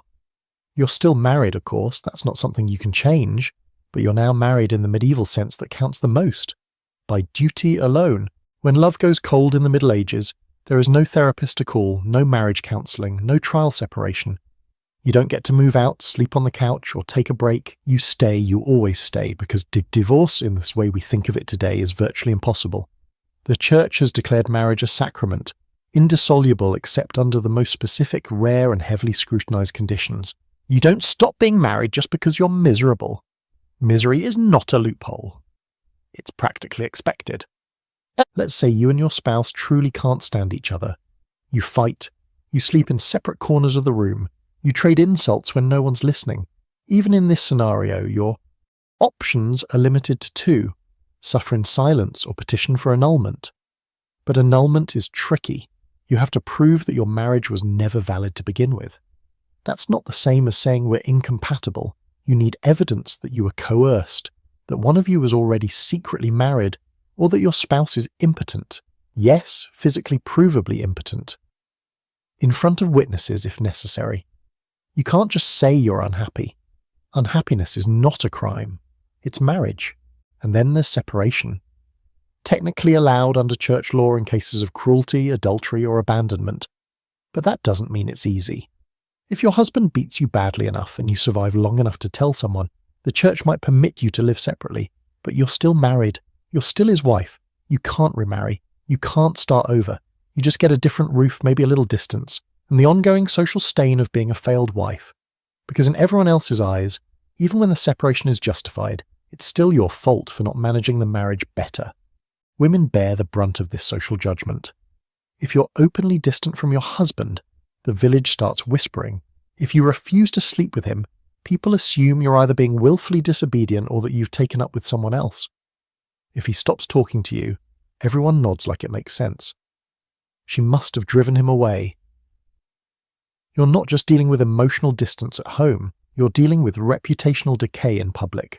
Your cold marriage becomes a badge you wear on your apron, on your face, on your silence. And still, you play your part. You cook, you clean. You nod at his stories even though you've heard them 100 times. He might still expect sex, and you comply, not because you want to, but because saying no starts a fight you don't have the energy to finish. Sometimes you wonder what would happen if you just walked into the forest and didn't come back. But then you remember the kids, the land, the way your whole life is anchored to this house like a stone tied to your ankle. Some couples manage to function this way for decades, partners in name only. They live parallel lives, speak only when necessary, and perform together in public like a pair of tired actors in a play they forgot they were cast in. There are even church records noting marriages where the husband and wife hadn't shared a bed in 20 years, but they still called each other spouse. Because once you've entered into the holy union, there's no clean exit. The best you can hope for is an extended intermission. Here's a strange but telling fringe fact. In some rare cases, couples voluntarily asked to be separated so they could each enter a religious order. Yes, imagine your marriage falling apart so completely that both of you agree the best solution is to spend the rest of your lives in separate monasteries, praying silently and pretending the other person doesn't exist. This was rare, of course, but it did happen, and it was one of the only church-approved ways to get some distance without dying first. There's also the matter of inheritance and reputation. If your marriage is publicly crumbling, it can impact your children's futures. Nobles especially needed to maintain the appearance of unity. If their marriage looked unstable, their kids' betrothals might fall through. Dowries could be withheld, alliances broken, so even if a noble couple despised each other, they'd put on a show, smile at feasts, sit beside each other in church, dance at festivals, and then return home and sleep in separate chambers with doors firmly locked. For peasants, there's less performative pressure, but more raw exposure. You live in tight quarters, you work together, everyone knows your business. You can't fake happiness when the whole village sees you arguing over pigs. But even then, separation is rare. You rely on each other to survive. Even if you're emotionally dead inside, you still need his labour in the fields. He still needs your hands in the kitchen, is not about affection, it's about function. You stay together because breaking apart would be harder, not because staying makes you whole. Some historians argue that love was never the point of marriage in the Middle Ages, and that's why its absence didn't warrant concern. Marriage was a social contract, a reproductive system, a labour arrangement. You weren't meant to feel fulfilled, you were meant to fulfill your role. But there are also letters, poems, and court testimonies that show the pain of loveless marriages. People wanted more. Some even risked everything to chase it. So maybe it wasn't that love was absent. Maybe it was just dangerous. You sit beside your husband at the evening meal. He doesn't speak. You don't either. The only sound is the scrape of spoons and the wind rattling the shutters. Across the table, your youngest child sneezes, and for a brief moment, both your eyes meet, just long enough to silently agree that yes, the child should be kept warm tonight. Then the moment passes, and you go back to being strangers with matching last names. Sometimes you're quiet, not because you have nothing to say, but because you've learned it's safer that way. You've grown good at swallowing your opinions like sour wine, sharp on the way down but easier than the alternative. Because in the Middle Ages, when a woman speaks too loudly, too confidently, too often, she becomes a problem. And if a wife becomes a problem, well, she might just become a witch. It doesn't happen all at once. You're not suddenly dragged from your home and tossed into a river for floating funny. It starts slowly, insidiously. Maybe you suggest a new way to plant turnips that produces better yields. Maybe you question the priest during a sermon. Just a little, just a clarifying question. Maybe your husband has a bad dream after a fight, and now he swears you're hexing his sleep. One small breach of expectation, one moment of assertiveness, and people start to look at you sideways. Witchcraft accusations are slippery things, especially for women who don't fit neatly into the box labelled obedient wife. If you're childless, you're suspect. If your children die young, you're more suspect. If you're too clever, too solitary, too outspoken, danger, danger, danger. Add a bad harvest or a sick cow to the mix, and suddenly you're being pointed at in the market like you're hiding a cauldron under your skirts. And yes, married women weren't immune. Your wedding ring wasn't a shield. In fact, sometimes it made you even more vulnerable, because you were supposed to be someone's responsibility, and if your husband couldn't control you, maybe you were unnatural. And oh, how the church loves a good witch panic. Though full-blown witch hunts wouldn't hit their fever pitch until the early modern period, the medieval groundwork was already laid. Sermons warned of women consorting with demons, manuals were written to help sniff out signs of the devil's handmaids. And yes, entire chapters were devoted to what to do if your wife showed signs of ungodly knowledge. Did she know too much about herbs? Did she advise other women? Did she seem unusually confident, especially when her husband was wrong? Red flags, or in this case red-hot pokers. A strange but true detail. Midwives were often accused of witchcraft simply because they understood childbirth better than men did. Think about that. Your only support during labour could be one bad rumour away from arrest. A midwife who used natural remedies, or helped a woman with contraception, or heaven forbid, an abortion, might find herself under ecclesiastical investigation. And if you were close with that midwife? Guilt by association. If she's a witch, what does that make you? Sometimes your own husband could be the first to turn on you. Maybe he's embarrassed that you corrected him in front of others. Maybe he's suspicious of how you knew the neighbour's cow was going to calve early. Maybe he just wants to marry someone younger and needs a spiritual excuse. All it takes is a whisper. She's not quite right. She prays at strange hours. She talks to animals. Boom! The door cracks open and the darkness floods in. You could be brought before the local authorities, secular or religious, depending on the region. If you're lucky, it ends with a fine or public penance. If not, trial by ordeal, forced confession, even torture. Because of course, the best way to prove someone is consorting with the devil is to make them scream until they'll say something just to make it stop. Records show women admitting to flying through the air, transforming into cats, or meeting Satan in the woods, confessions extracted after days of sleep deprivation, starvation, and pain. And what if you're innocent? What if you're just a tired, smart, slightly bitter woman who's lived through too many cold winters and buried too many babies? Doesn't matter. Innocence doesn't hold much weight once the community decides you're dangerous. The goal isn't truth, it's control. Accusing a woman of witchcraft is a way to put her back in her place, or to remove her altogether. But there's another layer too. Sometimes other women accuse you. Maybe you said something sharp about a neighbour's weaving. Maybe you gave someone advice that didn't pan out. Maybe you didn't attend a feast because you were sick and someone took offence. In a world where women's value is often defined by submission, those who try to rise above become targets not just for men, but for the women afraid to follow them. That's the bleak part. Sometimes survival means pointing the finger first. Historians still debate how deeply entrenched these fears were in the medieval period itself. Some argue that widespread witch hunts didn't really begin until the 15th century, and the earlier cases were more localized, more isolated. Others point to patterns of misogyny and superstition that laid the groundwork for later horrors. But there's no denying that the fear was real, and it didn't need fire or stakes to be effective. The constant threat, the possibility, was enough to silence many women before they ever raised their voices. You begin to edit yourself, to tone it down. You stop correcting your husband when he misquotes the scripture. You laugh gently when he gets something wrong. You speak softly at the well, never more than needed. You hide your stronger opinions behind your teeth, because it's not worth it. You know what happens to women who are too sharp, too bold, too different. They disappear, they're erased. Or worse, they become the stories whispered to frighten children. Here's a particularly eerie anecdote. In one village, a woman who survived a false accusation lived in silence for the rest of her days. People said she never smiled again. Her children moved away. Her husband drank himself into a grave. She kept her door bolted from the inside and let no one in. That's what survival looks like sometimes. Loneliness wrapped in caution. So you keep your head down. You keep your hands busy. You force yourself to forget the parts of you that once burned brighter than the hearth. Because to be married and outspoken is dangerous. To be intelligent is dangerous. To want more is dangerous. And to survive, you have to be smaller than the life you wanted. You begin to notice it most in the small things. The way your husband enters a room and doesn't speak, expecting you to understand his needs from the way he shrugs off his cloak, the way his voice sharpens if dinner's late, or if the fire isn't hot enough, or if the children are too noisy. It's not always shouting, sometimes it's worse. It's the quiet contempt, the bored scowl, the way he says woman instead of your name.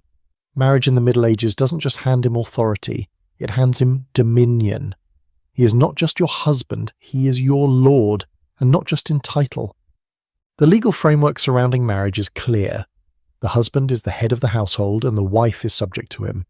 Not symbolically, legally. He has the right to correct you. That's the actual phrase used in many texts of the time. Correction. Sounds tidy, doesn't it? But what it really means is that if you step out of line, speak too boldly, disobey a command, contradict him in public, he has every right to discipline you. With words, with confinement vents, with his hands, whatever it takes to restore order. Because he doesn't just rule over the house, he rules over you. And there's no protection, really.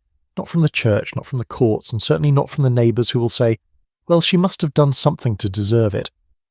Unless he maims you or kills you outright, society shrugs. A man who beats his wife is keeping her in line.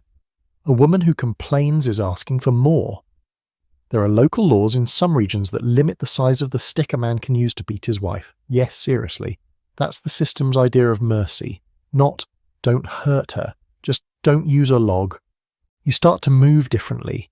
You listen for the tone of his boots on the floorboards, already guessing what kind of mood he's in by the weight of his step. You learn to gauge the space between a bad day in the fields and a bad night at home. You learn to fix your face into something neutral. Not too sad, he'll say you're ungrateful. Not too happy, he'll think you're mocking him. Your expressions become armour. And sometimes it doesn't matter. Some days nothing works. He's just in a mood and you are the nearest target. When it happens quickly. A sudden grab of your wrist, a shove against the wall, a hand raised. You bite your tongue so hard you taste blood. And afterward, he acts like nothing happened. Or worse, like you're the one being cold. You're expected to carry on, to kiss him goodnight, to serve him stew with a soft voice and lowered eyes. The violence doesn't need to be frequent to be effective. The threat of it is enough to keep you walking on eggshells every hour of every day. There's no one to turn to. You can't run to your family. They gave you to him. That was the deal. They exchanged goats and land and silver for your future, and now it's yours to endure. The priest might pray for your marriage to find harmony, but he won't intervene. The church believes in suffering. especially for the wives. It's seen as your cross to bear, and if you dare speak up too often, you might be accused of being a quarrelsome woman, a term almost as damning as witch.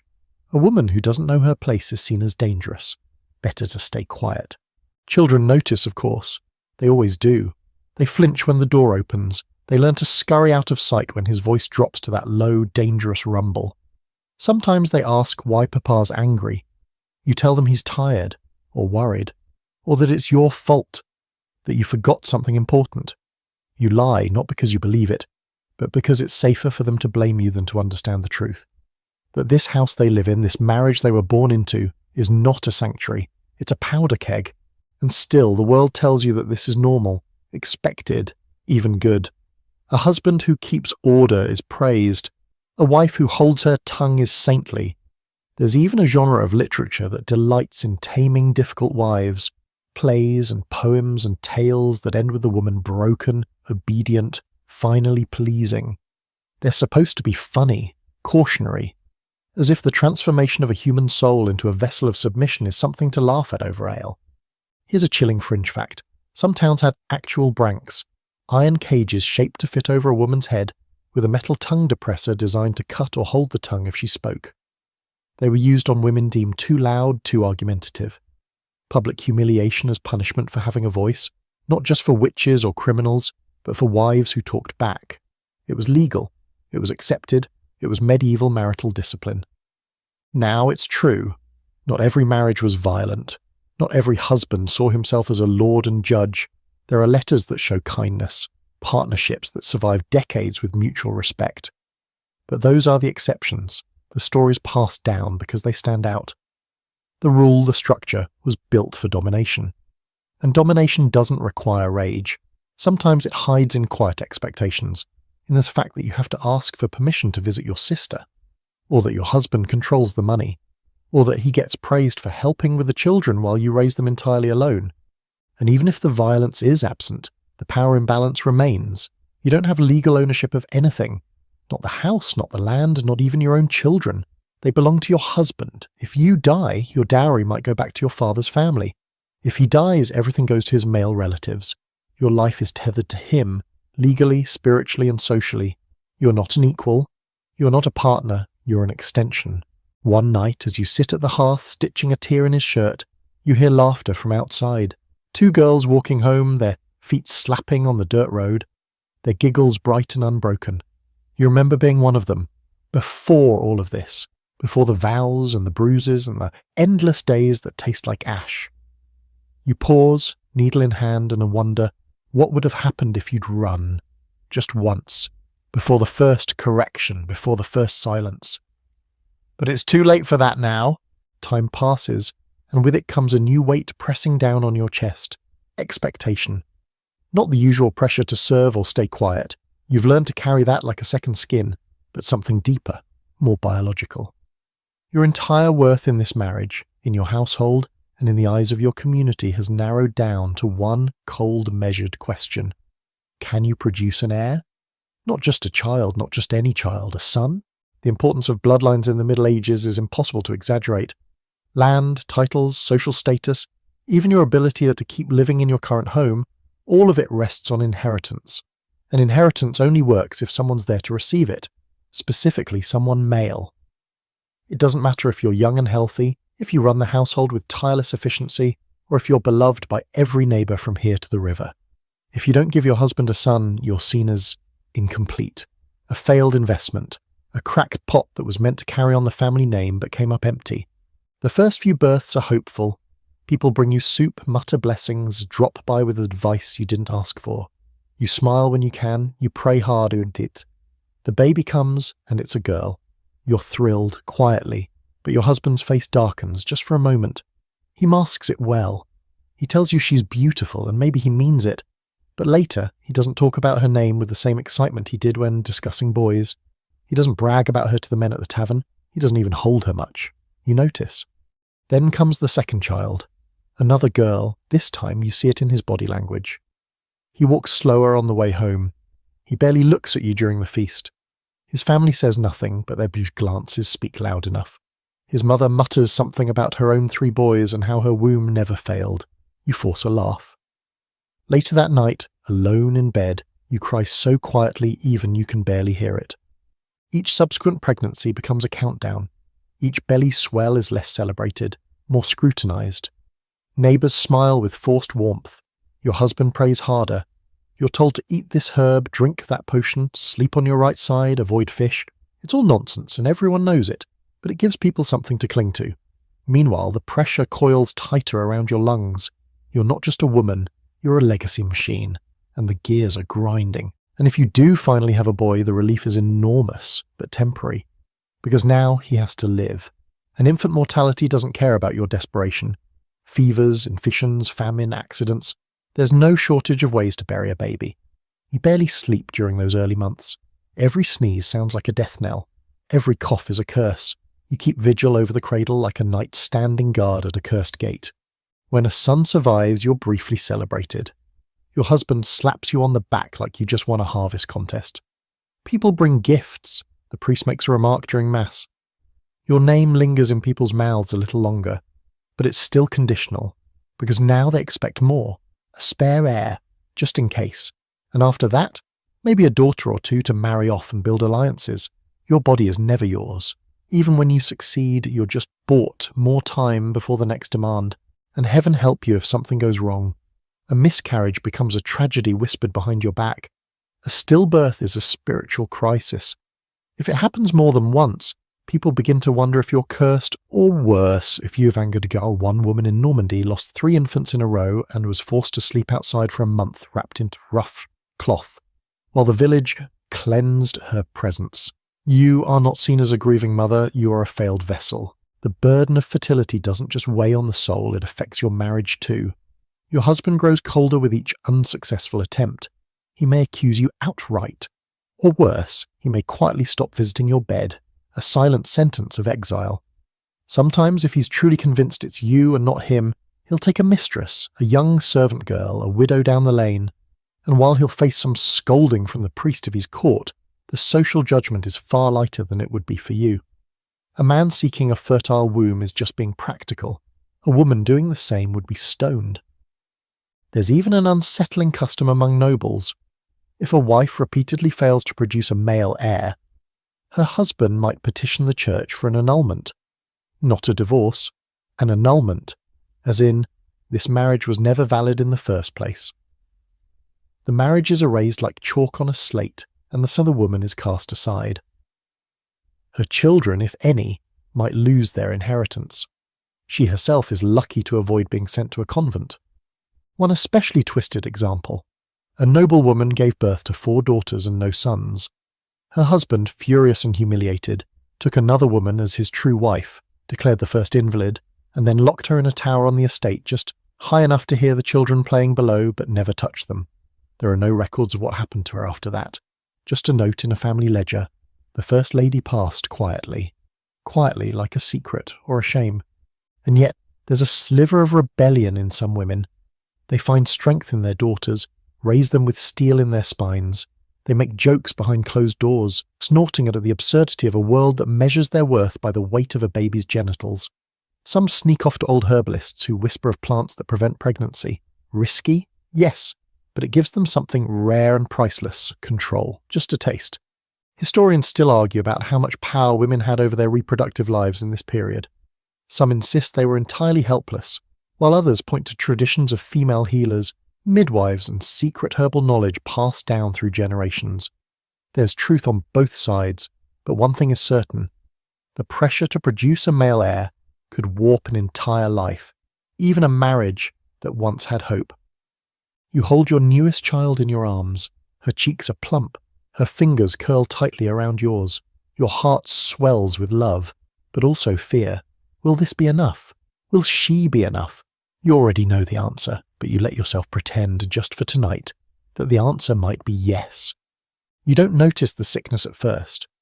Maybe it's a dull ache behind your eyes or the way your legs tremble a little when you stand too fast. You tell yourself it's nothing, just fatigue, the strain of childbirth, or another sleepless night tending to a coughing child.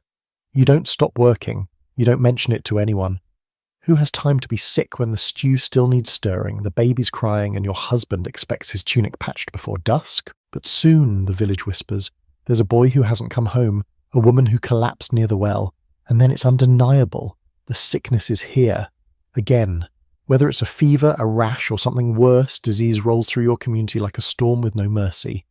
You've survived outbreaks before, maybe not the Black Death, but one of its many cousins, measles, smallpox, typhoid, dysentery, something mysterious that doesn't even have a name yet, but knows how to take a child's life in a single night. Your marriage changes when death walks into the room. The structure still stands, your duties don't disappear, but everything takes on a surreal stillness, like the air before thunder. You watch your husband more closely, not out of love necessarily, but because illness makes you notice everything. Is he paler? Did he cough into his sleeve? Is that a sniffle or something worse? And he watches you too, calculating whether you'll still be able to cook if you start to shake. The unspoken truth: if one of you falls, the other is in trouble.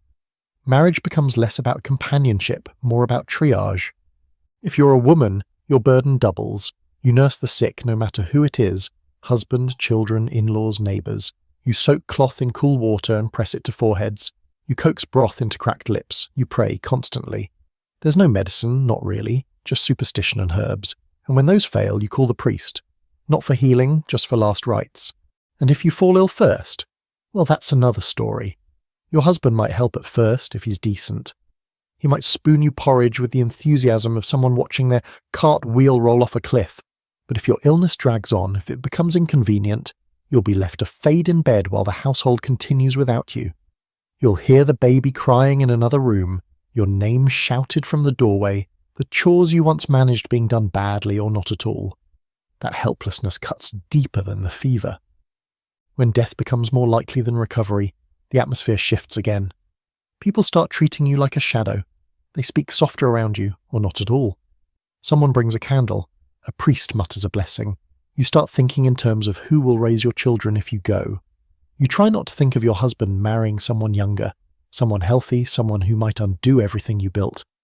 And then there are the bodies, the real evidence of this invisible enemy.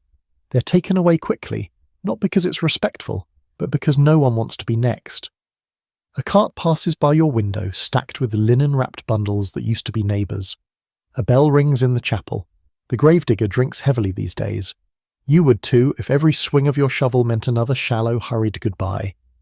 The church has answers, of course. Disease is punishment. For sin, for disobedience, for moral decay. A woman in another village was accused of bringing the illness with her selfishness. Another was said to have cursed a well. In times of plague, reason disappears. You could be kind and generous your whole life, but if your child dies and the neighbours' lives, suddenly people look at you like maybe you deserved it. Maybe God judged you. Maybe you brought this upon yourself. Here's a particularly cruel truth. During plagues, marriages often became death traps. People fled their spouses, left them alone in locked rooms to die. There are records of men who abandoned wives and children seeking refuge in monasteries or distant villages, leaving behind nothing but fear and a bolted door. Some women did the same, but it was harder. A wife leaving her family wasn't seen as survival. It was betrayal, sin. A reason to be cast out even if she made it through. And yet sometimes sickness brings clarity, a strange flickering sense of peace. When your husband watches you shivering in bed, something shifts behind his eyes. Maybe he remembers the woman you were when you first arrived, before the chores, the pregnancies, the silence. Maybe he brings you water and says your name softly for the first time in years. Maybe not, but in the face of death, all the noise, the expectations, the roles, the bitterness fades a little. For a moment you're just two people, afraid, and if you survive, the world feels different. You've seen too many people lowered into the earth. Your hair thins from the fever. Your joints ache in ways they never did before. But you're alive, and that changes you. Suddenly you care less about pleasing anyone. You stop apologising when the stew burns. You speak your mind just a little more. What's the worst that could happen? You already danced with death and came back with soot on your skirt. But not everyone is so lucky. Maybe your husband dies. Maybe one of your children. And your marriage is never the same. The absence gnaws at everything. You sleep on one side of the bed for months. You cry over spoons and socks and small shoes. You argue more or not at all. Grief either binds you together like a scar or separates you like ash in the wind. And if you lose too many, if you become the woman who survived when others didn't, people will treat you like a ghost, as if grief is contagious. A fringe fact. During the Black Death, some towns held mass weddings between survivors, desperate to restore what was lost. Widows and widowers were matched hastily, often with strangers, in communal ceremonies. Imagine burying your spouse on Monday and marrying another by Sunday. Not for love, for necessity, for survival. Because even grief must obey the rules of inheritance and labour. You sit at the edge of your bed, wrapped in a worn blanket, watching the light flicker through the shutters. The sickness has passed, for now. The house is quieter. You count who's still with you. You remember who isn't. And you wonder how many more winters your body, your heart, your marriage can endure before something else comes to take its place. You think you're safe, you've given birth, you've kept house, you've obeyed. You've aged into the role they wrote for you long before you understood what it was. But then comes a knock at the door and a message from your brother or your father, or maybe even the local bailiff telling you something is wrong, something financial. And that's when you remember. You didn't just marry a man, you married a dowry contract. And if there's one thing more dangerous than childbirth in the Middle Ages, it's a family debt coming back to collect. The dowry was supposed to be your safety net. It was the basket of goods, coin, land or livestock your family provided when you married, your contribution to the household, your value in hard numbers. It was meant to protect you, to ensure you'd be cared for, especially if your husband died. But like most medieval legal arrangements, that protection was conditional, twisted through power and custom, and of course the ever-watchful eye of male relatives. Because here's the truth no one likes to say out loud, a dowry can turn on you. It can become a chain. Your husband owns it now. Maybe not outright, not in theory, but in practice, yes. He can use it. He can spend it. He can gamble it away on poor harvests or a failed attempt to buy his way into local politics. And if he dies before paying it back to your family, guess who's stuck in the middle? You, the wife. The middle link between two men arguing over goats and grain like your entire life isn't held in the balance. Now, if the full dowry was never paid, or was paid in part with IOUs, future livestock deliveries or land deeds that turned out to be less valuable than promised, your family can legally demand restitution. They want what was promised. And if your husband can't deliver, they can take you back. That's not romantic, that's repossession. A woman reclaimed like a plough left unpaid at the smithy. In extreme cases, a woman was removed from her husband's home, sent back to her parents' hearth, and shamed like an object that failed to function properly. And if the marriage fails in any public way, if you're separated, if there's no heir, if the house burns down, if your husband runs off with a cartload of salted meat, your family may also refuse to return your dowry at all. It becomes a hostage negotiation. Sometimes both sides involve the church, sometimes it's the local lord. And sometimes, if you're very unlucky, it turns into an all-out feud. One family spreads rumours about the other. Your name is dragged through the mud. You become not just a daughter or wife, but a liability. There are written cases of fathers demanding repayment decades after the wedding, especially when the marriage failed to yield benefit. One woman's dowry included the small vineyard, promised to return to her brothers if she died without a male heir. She died in childbirth. The child, a girl, lived. Her husband refused to give up the land. The brothers took him to court. The child was declared irrelevant to the contract. The vineyard changed hands. No one asked what the child thought. Or the wife, now buried under a headstone that simply read Beatrix, wife of Alan, not mother, not daughter, just wife. Your husband might grow bitter about the dowry too. If he's struggling financially or socially, he might use it against you. This is your fault, he'll say. Your family promised more. Suddenly, every cold night, every empty cupboard, every lost opportunity becomes your burden. You become the reason he failed. And if you try to argue, he'll remind you that without your dowry he would have never married you. As if the whole union was a deal you struck behind his back, as if you haven't spent the past 10 years breaking your back for his comfort. And what about your own children? You'd think they'd be shielded from this mess. But no, inheritance gets complicated fast when dowries are tied up in unpaid debts or disputed land. If your daughter is supposed to receive her own dowry, and yours was never fully settled, her marriage prospects suffer. Families will hesitate to make agreements with a house known for dowry problems. You can't help her, you can't fix it, you're just the flawed hinge in a broken chain of promises. The debts of your wedding follow your children like a shadow. There's even a fringe custom in some Italian city-states where dowries were treated like financial investments by the wife's family, complete with interest. If a man mismanaged or lost his wife's dowry, he might be legally required to return it with compensation. That sounds fair, but in reality it just led to more control. A woman could be summoned like a ledger balance, her worth reduced to silver coins and vines that never grew enough grapes. And if you don't have a dowry, life's not easier. It's harder. Much harder.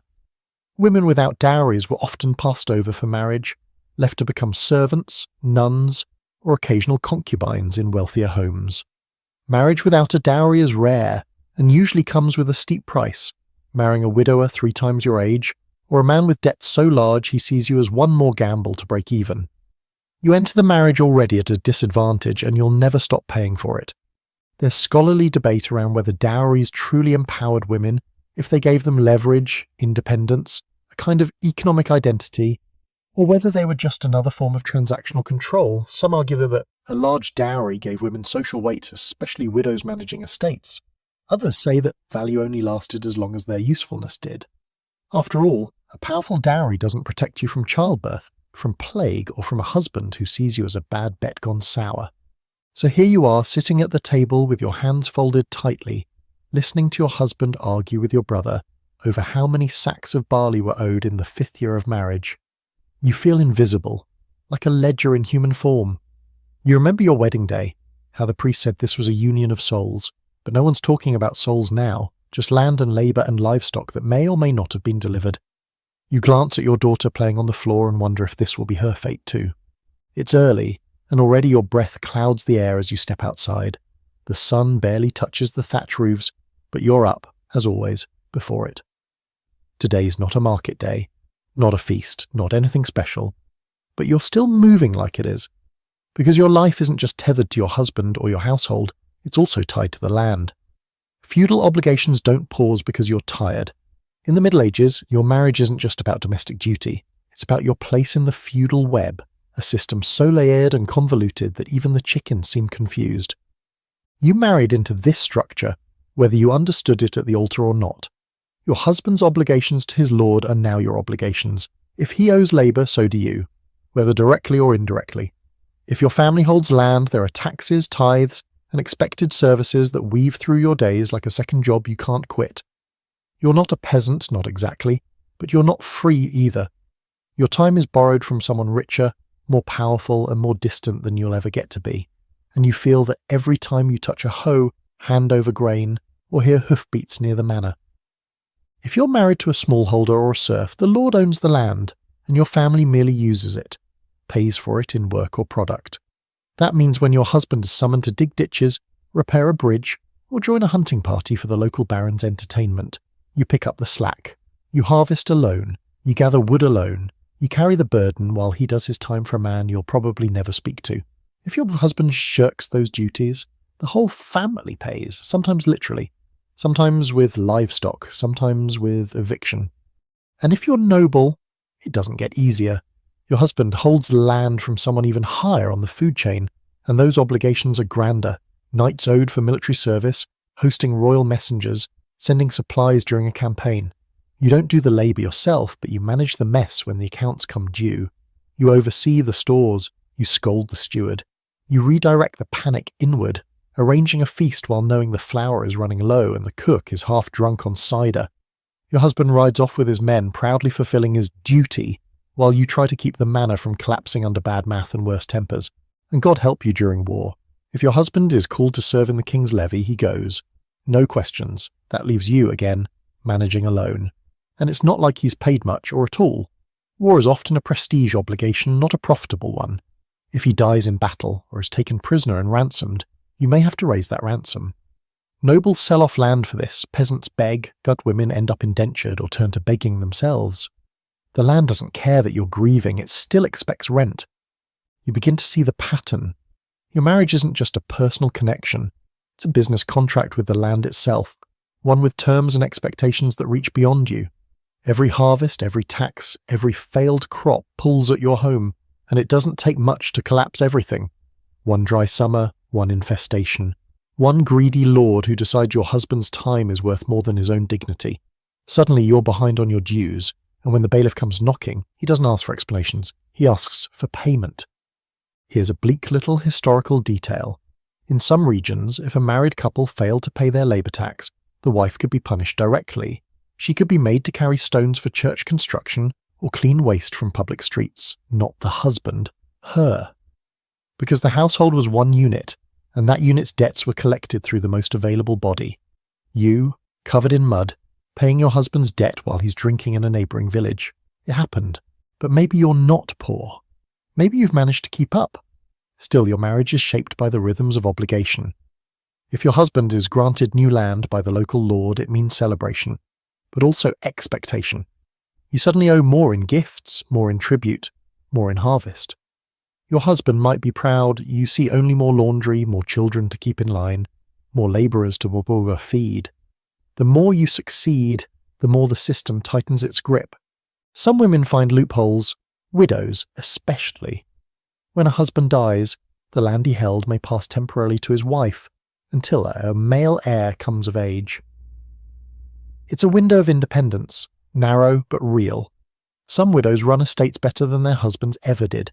They negotiate dues, manage tenants, even resist unfair demands, but their power is always provisional. One wrong move, one remarriage, one male relative who feels entitled, and it vanishes.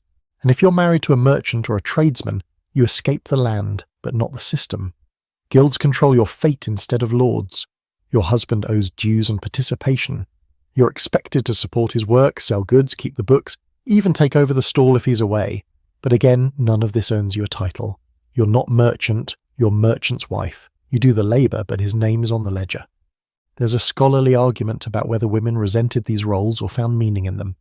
Some historians point to records of wives who managed households with real pride, who kept the family afloat, who earned respect from tenants and neighbours alike.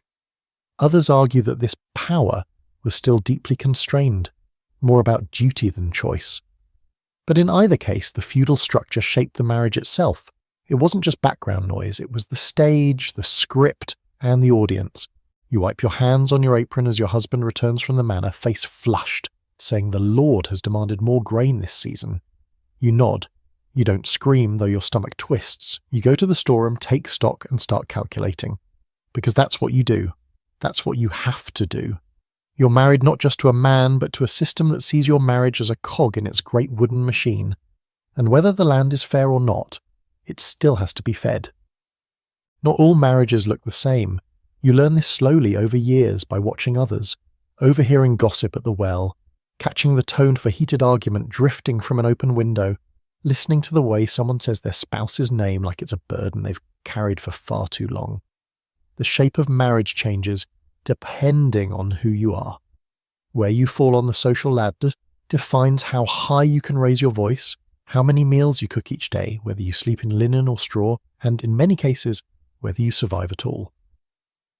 Because in the Middle Ages, love isn't blind, it sees class in perfect detail. If you're a peasant, your marriage is work. That's it. There's no gilded ceremony, no embroidered veil or parchment signed with wax and flourished Latin. You get married outside the church, sometimes literally at the church door, with a priest muttering a rushed blessing before hurrying inside to deal with more pressing matters. You might not even have rings, just hand-fasting, fingers tied together with a ribbon, a symbolic nod to a bond that's more about managing goats and sowing barley than writing sonnets. There's no honeymoon, there's just life.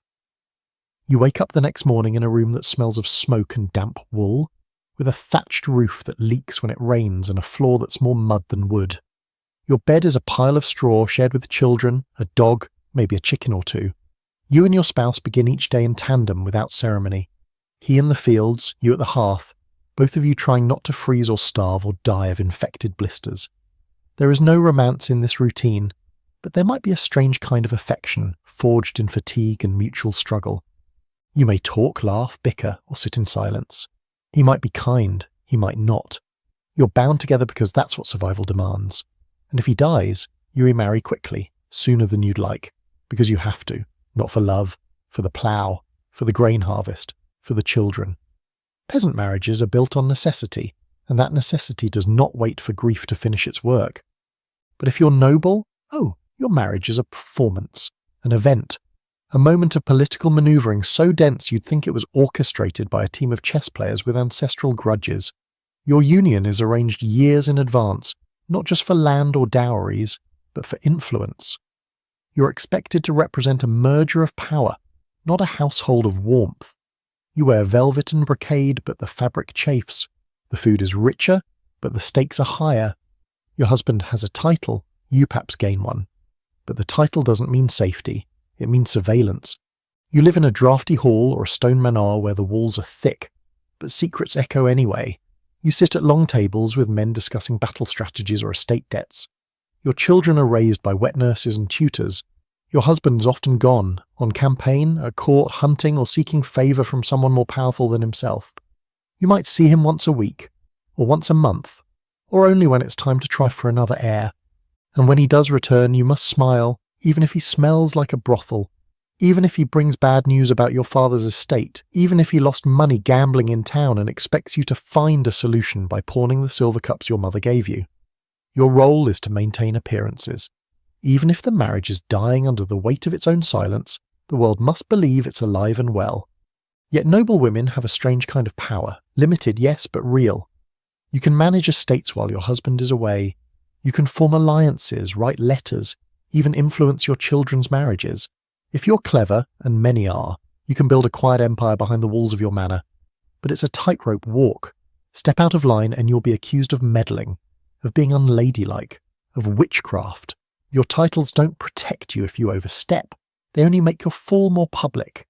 Then there are the townsfolk, the merchants, artisans, innkeepers and bakers who occupy the ever-growing middle.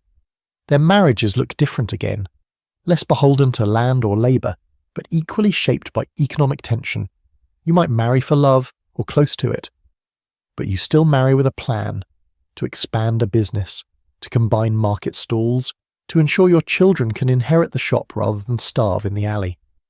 These marriages often blend the practical and the personal. You work side by side, you argue over flour costs, you split the day's earnings and decide whether the apprentice is worth keeping. And yet, in all these classes, the roles repeat. The man leads, the woman follows. Even when a wife does most of the labour, even when she manages the books, even when she negotiates deals or trains apprentices, her name is second, if it appears at all. She is wife of the butcher, lady of the manor, and mother of 6. Her identity is filtered through her function. There's a scholarly debate about whether peasant women were better off in some ways, closer to their husbands, more equal in day-to-day labour than noble women. Some argue that the proximity and shared struggle allowed for real connection, even love. Others say that hardship doesn't breed equality, it just spreads suffering evenly. After all, being beaten by a poor husband hurts just as much as being ignored by a rich one. You watch another couple at the well. She laughs, gently elbows him. He touches her back as she lifts the bucket. It's a simple gesture. No gold, no feast, no contract signed in blood and wax, just tenderness, maybe even a love. It's rare. Not impossible, but rare. And for a moment you let yourself wonder what it would have been like if that had been your story. If you had married not for land or debt or duty, but for joy. Then the thought drifts away because joy doesn't churn butter or stitch wounds or keep the roof from leaking. You head home. Your house waits, the hearth warm. Your husband's there, or maybe he's not. Either way, the structure holds. The marriage endures. Whether you're wearing linen or silk, whether you sleep on straw or goose feathers, the demands are the same. Show up, endure, smile when watched, serve until the end. If you think your marriage is complicated, try being married and royal. Suddenly your personal life becomes a chessboard with 1,000 pieces, most of them poisoned and none of them yours to move. You don't just marry a man, you marry a crown, a country, an army, 100 squabbling advisors, and a parade of cousins you'd rather not meet, let alone sleep near. If you're born into nobility and your blood is just pure enough, congratulations. Your marriage isn't about affection, it's about alliances, and your wedding night might very well decide the fate of kingdoms. Royal marriages are spectacle and strategy, not sentiment. You could be betrothed at 6, married at 12, a queen by 14, and a widow before your 16th birthday. These unions are forged not in love but in treaties, signed by men who see you as a political solution wrapped in embroidery. If your kingdom needs peace with its neighbour, you're the offering. If your father wants a better trade deal, you're the price. You're not the reward, you're the bribe. And heaven help you if you're attractive, or worse, clever. An attractive royal bride is expected to be docile, lovely, and endlessly fertile. A clever one? She's a threat. Too much wit and you're accused of scheming. Too many questions and they'll say you're meddling in affairs that don't concern you. But what they really mean is, we don't trust a woman who thinks, so you learn to smile with your mouth but not your eyes. You master the art of speaking without saying anything. You become fluent in diplomacy, which is to say, disguise. Your wedding will be lavish. Crowds will line the streets, waving flowers and shouting blessings, while secretly placing bets on how long your new husband will take to find a mistress. You're dressed in the finest imported silks, your hair woven with gold thread, your neck weighed down by heirloom jewels. The bishop performs the ceremony while half the court whispers about your dowry. And your soon-to-be husband? He might be older, or younger, or ugly, or drunk, or kind. You have no idea. You probably haven't seen him alone for more than 5 minutes.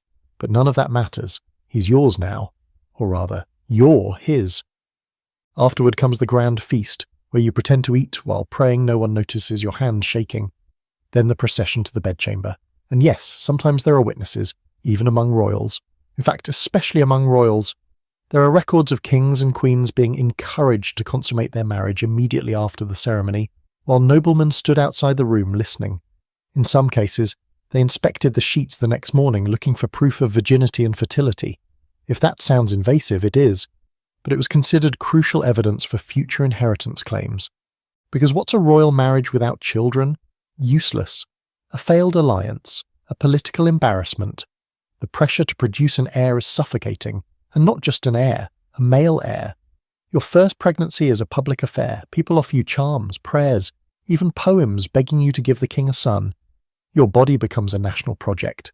If you miscarry, it's a scandal. If you give birth to a daughter, it's a disappointment. If the child dies young, and they often do, people murmur that God is displeased. And guess who they think he's mad at? Not the king? You smile through it all. At banquets, at court, during church services. You learn to hide grief behind lace. When your child dies, you weep into linens embroidered with your family crest. The wet nurse is replaced. The priest says it was God's will. Your husband barely notices. He's already planning his next hunting trip or staring too long at the new lady in waiting. And if he takes mistresses, no one bats an eye. It's accepted. His virility is praised even when it's pointed in the wrong direction. You so much as exchange glances with a courtier, and you're summoned before the confessor for penance, or worse.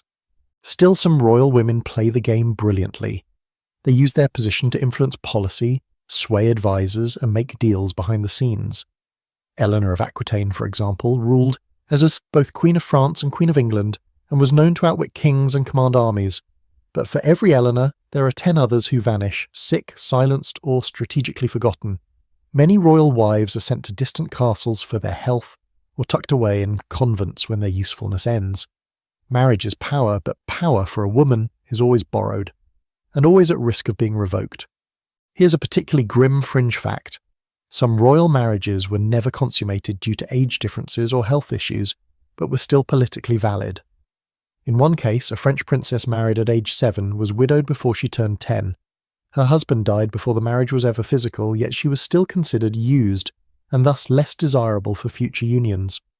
Her status was permanently affected by a marriage that existed only on parchment and in name. She later entered a convent, not because she wanted to, but because no one else wanted her. Even when your marriage lasts, your power is tied to your husband's favour. If he loves you, or at least respects you, you might get some influence at court. If he doesn't, you're an ornament, a statue in a cold corridor. And if he dies and your son is too young to rule, you might serve as regent, essentially queen in all but name. But don't celebrate too quickly. Every decision you make will be second-guessed. Every male advisor will assume he knows better. If anything goes wrong, it's your fault. If everything goes right, it was divine providence.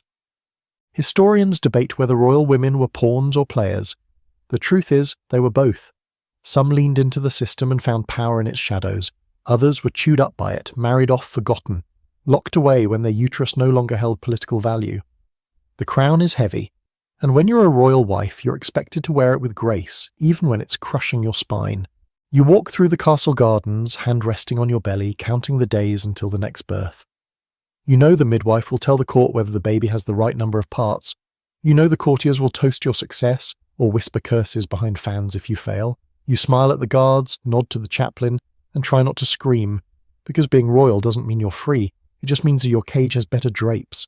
When you first married, you imagined you'd grow old together, that maybe, after all the duty and the drudgery, there'd be peace waiting at the end. A quiet house, a warm fire, a seat beside each other as the sun set across the fields. That's what the stories hinted at. If not love, then at least companionship. But now you're older, your bones ache in the cold and your hair's streaked with grey. You've made it through the worst, or so you think. But marriage in the Middle Ages doesn't end with age. It just changes shape, and not always for the better. Aging is not kind to women in your world. While your husband might be seen as distinguished with his lined face and thinning hair, your own age is a curse. You're no longer fertile, which means you're no longer useful, at least not in the way society values. You've moved from childbearing wife to invisible matron, someone tolerated but no longer praised. Your opinions, already measured carefully in youth, are now considered irrelevant. And if you dare speak them, you're brushed off like dust. Your husband still has authority. That doesn't change. Even if he can't hear well, even if his hands shake when he drinks, even if he forgets your name at times, he's still the master of the house. You might run it more than ever now, especially if he's slowed or sick, but you do so without official recognition. You're still the wife, not the head. He gets credit for decisions you made. He gets the thanks. You get the questions when things go wrong. If your children are grown, they might have moved out, or they might still live under your roof with spouses of their own, and now you are the elder woman in a house where your daughter-in-law does the cooking, and your son repeats things you told him years ago as if they were his ideas. You try to smile through it. Sometimes you even succeed, but the shift is clear. Your season has passed. You are no longer the centre of the household. You're a border, a boundary, something to work around. And then there's widowhood, a strange kind of limbo. If your husband dies, your status changes dramatically, depending on your class and situation. You may finally gain control of land or household decisions, or you may be shipped off to a relative's home, a half-honoured guest with no income of your own. If you're noble, the legal term is dower, a portion of land or income meant to support you after your husband's death. Sounds secure, right? Until you find out his cousins are contesting it, or the king has other plans for the estate, or the steward simply stops answering your messages. Widows are powerful in theory. You can run an estate, sue for debts, manage your household without a man's oversight, but you're also vulnerable, especially if you're wealthy. Suddenly, you're a prize again, not for your beauty, but for your assets. Younger men might propose kindly or not. Family members might pressure you to remarry for protection. You know it's not really about you, it's about who gets control of what your husband left behind, and sometimes staying a widow is harder than becoming one. And if you don't have children, you're in real trouble. No son to defend your claims, no daughter to care for you. The church might suggest retirement into a convent. A quiet end, a life of prayer. Peaceful, sure, but also confining. No say, no voice, just hours of chanting and weaving and waiting for death to come in a place that smells like old wax and older guilt. You don't get to age with dignity, you age under supervision. Some women find ways to thrive. They run inns or workshops, pass on knowledge to apprentices, build quiet networks of other older women who look out for each other. A few become respected healers, or spiritual advisors, or even unofficial leaders in their villages, but these are the exceptions. Most age into silence, into the edge of every story. You become the woman others mention only in passing. She's been around forever. She's harmless, or she talks to the birds now. As if time has reduced you from person to folklore. Here's a curious fringe fact. In some parts of medieval England, older women were believed to have more spiritual power, though this often worked against them. If a crop failed, or someone fell ill, it was easier to blame the elderly widow living alone near the woods. Her independence became suspicious. Her knowledge, especially of herbs or healing, became threatening. In extreme cases, age was practically a death sentence, especially if you didn't have a man to speak for you. So no, growing old in a medieval marriage doesn't guarantee peace. It guarantees change. The tenderness you hoped for may come, but more often it doesn't. Your husband might grow meaner with age, bitter at the world, irritable at his failing body. Or he might retreat into silence, lost in his own regrets. And you continue. You knead the bread even if your hands crack. You tend the fire even if the warmth no longer reaches your bones.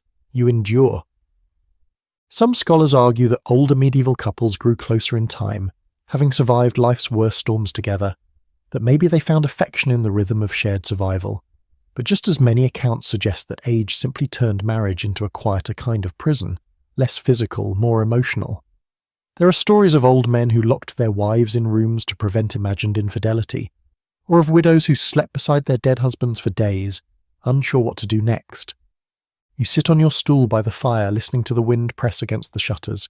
Your husband is asleep or simply no longer speaking much. The house is still. The silence feels both restful and hollow. You stare into the flames and try to remember who you were before all of this. Before the children, the births, the bruises, the debts, the prayers. You remember laughing once. You remember singing. And you wonder if somewhere inside this bent and quiet version of yourself, that woman still lives. Sometimes you wake before the light, not because you have to, but because your dreams have been too loud again. Not nightmares exactly. Just memories sharpened by time. A wedding veil that scratched your cheek. The weight of a newborn. The sound of your husband yelling from the doorway about spilled milk or a broken plough. All these moments stacked inside you like stones, smooth from handling. You carry them everywhere. And on mornings like this, when the fire's gone out and your knees ache, they feel heavier than usual.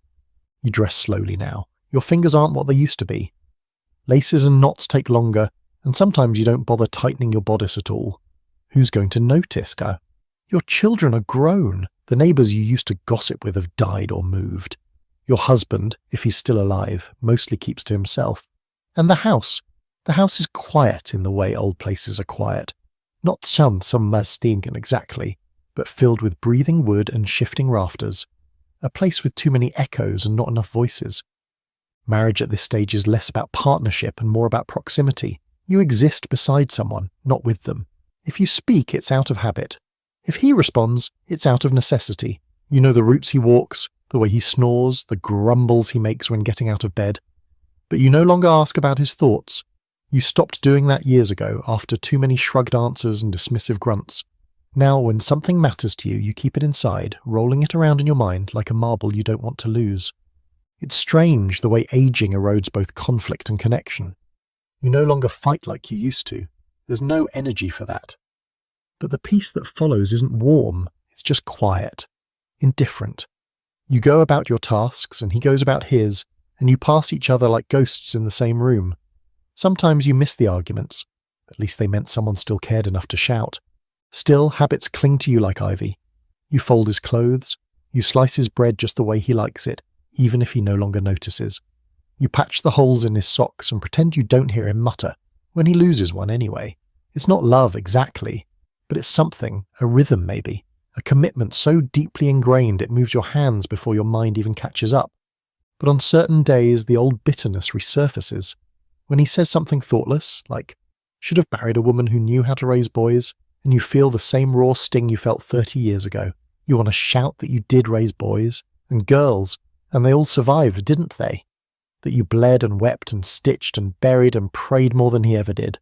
But you don't say it. You just stand there, lips tight, and let it pass. Because what's the point? Marriage in the later years becomes a collection of what's unsaid, the words you swallowed, the apologies you never got, the praise you never asked for but always hoped would come. Sometimes you sit in the yard, hands in your lap, and think of other women, ones who married kind men or who remarried and found peace, or who never married at all and lived on the outskirts with their chickens and no one to answer to. You envy them, just a little. And there's the fear, not of death, that's expected, but of being left alone before you die, of losing the one person who's been beside you for all these years, even if he wasn't always present in the ways that mattered. You think of the widows who wander from house to house, carrying baskets of herbs or bread, offering small helpings of wisdom in exchange for warmth and company. You think of the ones sent to convents, stripped of their names, and made to pray away their last years in silence. Here's a curious and deeply medieval fringe detail.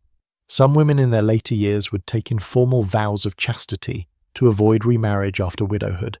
They'd swear to God, and sometimes in front of a priest, that they belong now only to the church, even if they weren't nuns. It was a way of saying, I've done my part, no more. And often the church accepted it, gave them a bit of space. It was one of the few choices an aging woman could make that actually stuck. But others weren't so lucky. If your husband died and left no clear heir, your land could be seized. If he left debts, they became your debts. If his family disliked you, which, let's be honest, they probably did, you might find yourself turned out within weeks, replaced by a cousin's daughter or a younger wife brought in to keep the bloodline going. You could spend 40 years in marriage and still be considered temporary. Historians sometimes gloss over this part. We talk about medieval marriage like it ends at childbirth or death, but we skip the long grey space in between, when the children are gone and the harvest isn't as heavy, and all you have left is each other and a list of disappointments you've both learned to keep quiet about. And yet for some couples, something soft grows there. Not love, not really, but maybe something like forgiveness or shared exhaustion, or the quiet comfort of someone who knows exactly where you hide the spare candles. You sit beside the fire, legs tucked beneath your skirt, and glance over at him. He's nodding off in the corner, mouth open, one slipper missing. You remember how fierce he looked when you first met. He doesn't look fierce now. He looks old, small, almost kind. You pick up your knitting and say nothing. He stirs, mumbles something about the woodpile. You nod. The evening passes like that, with nothing said and everything understood. Maybe this is what survival looks like. Not triumph, not joy, but endurance. And maybe that's enough.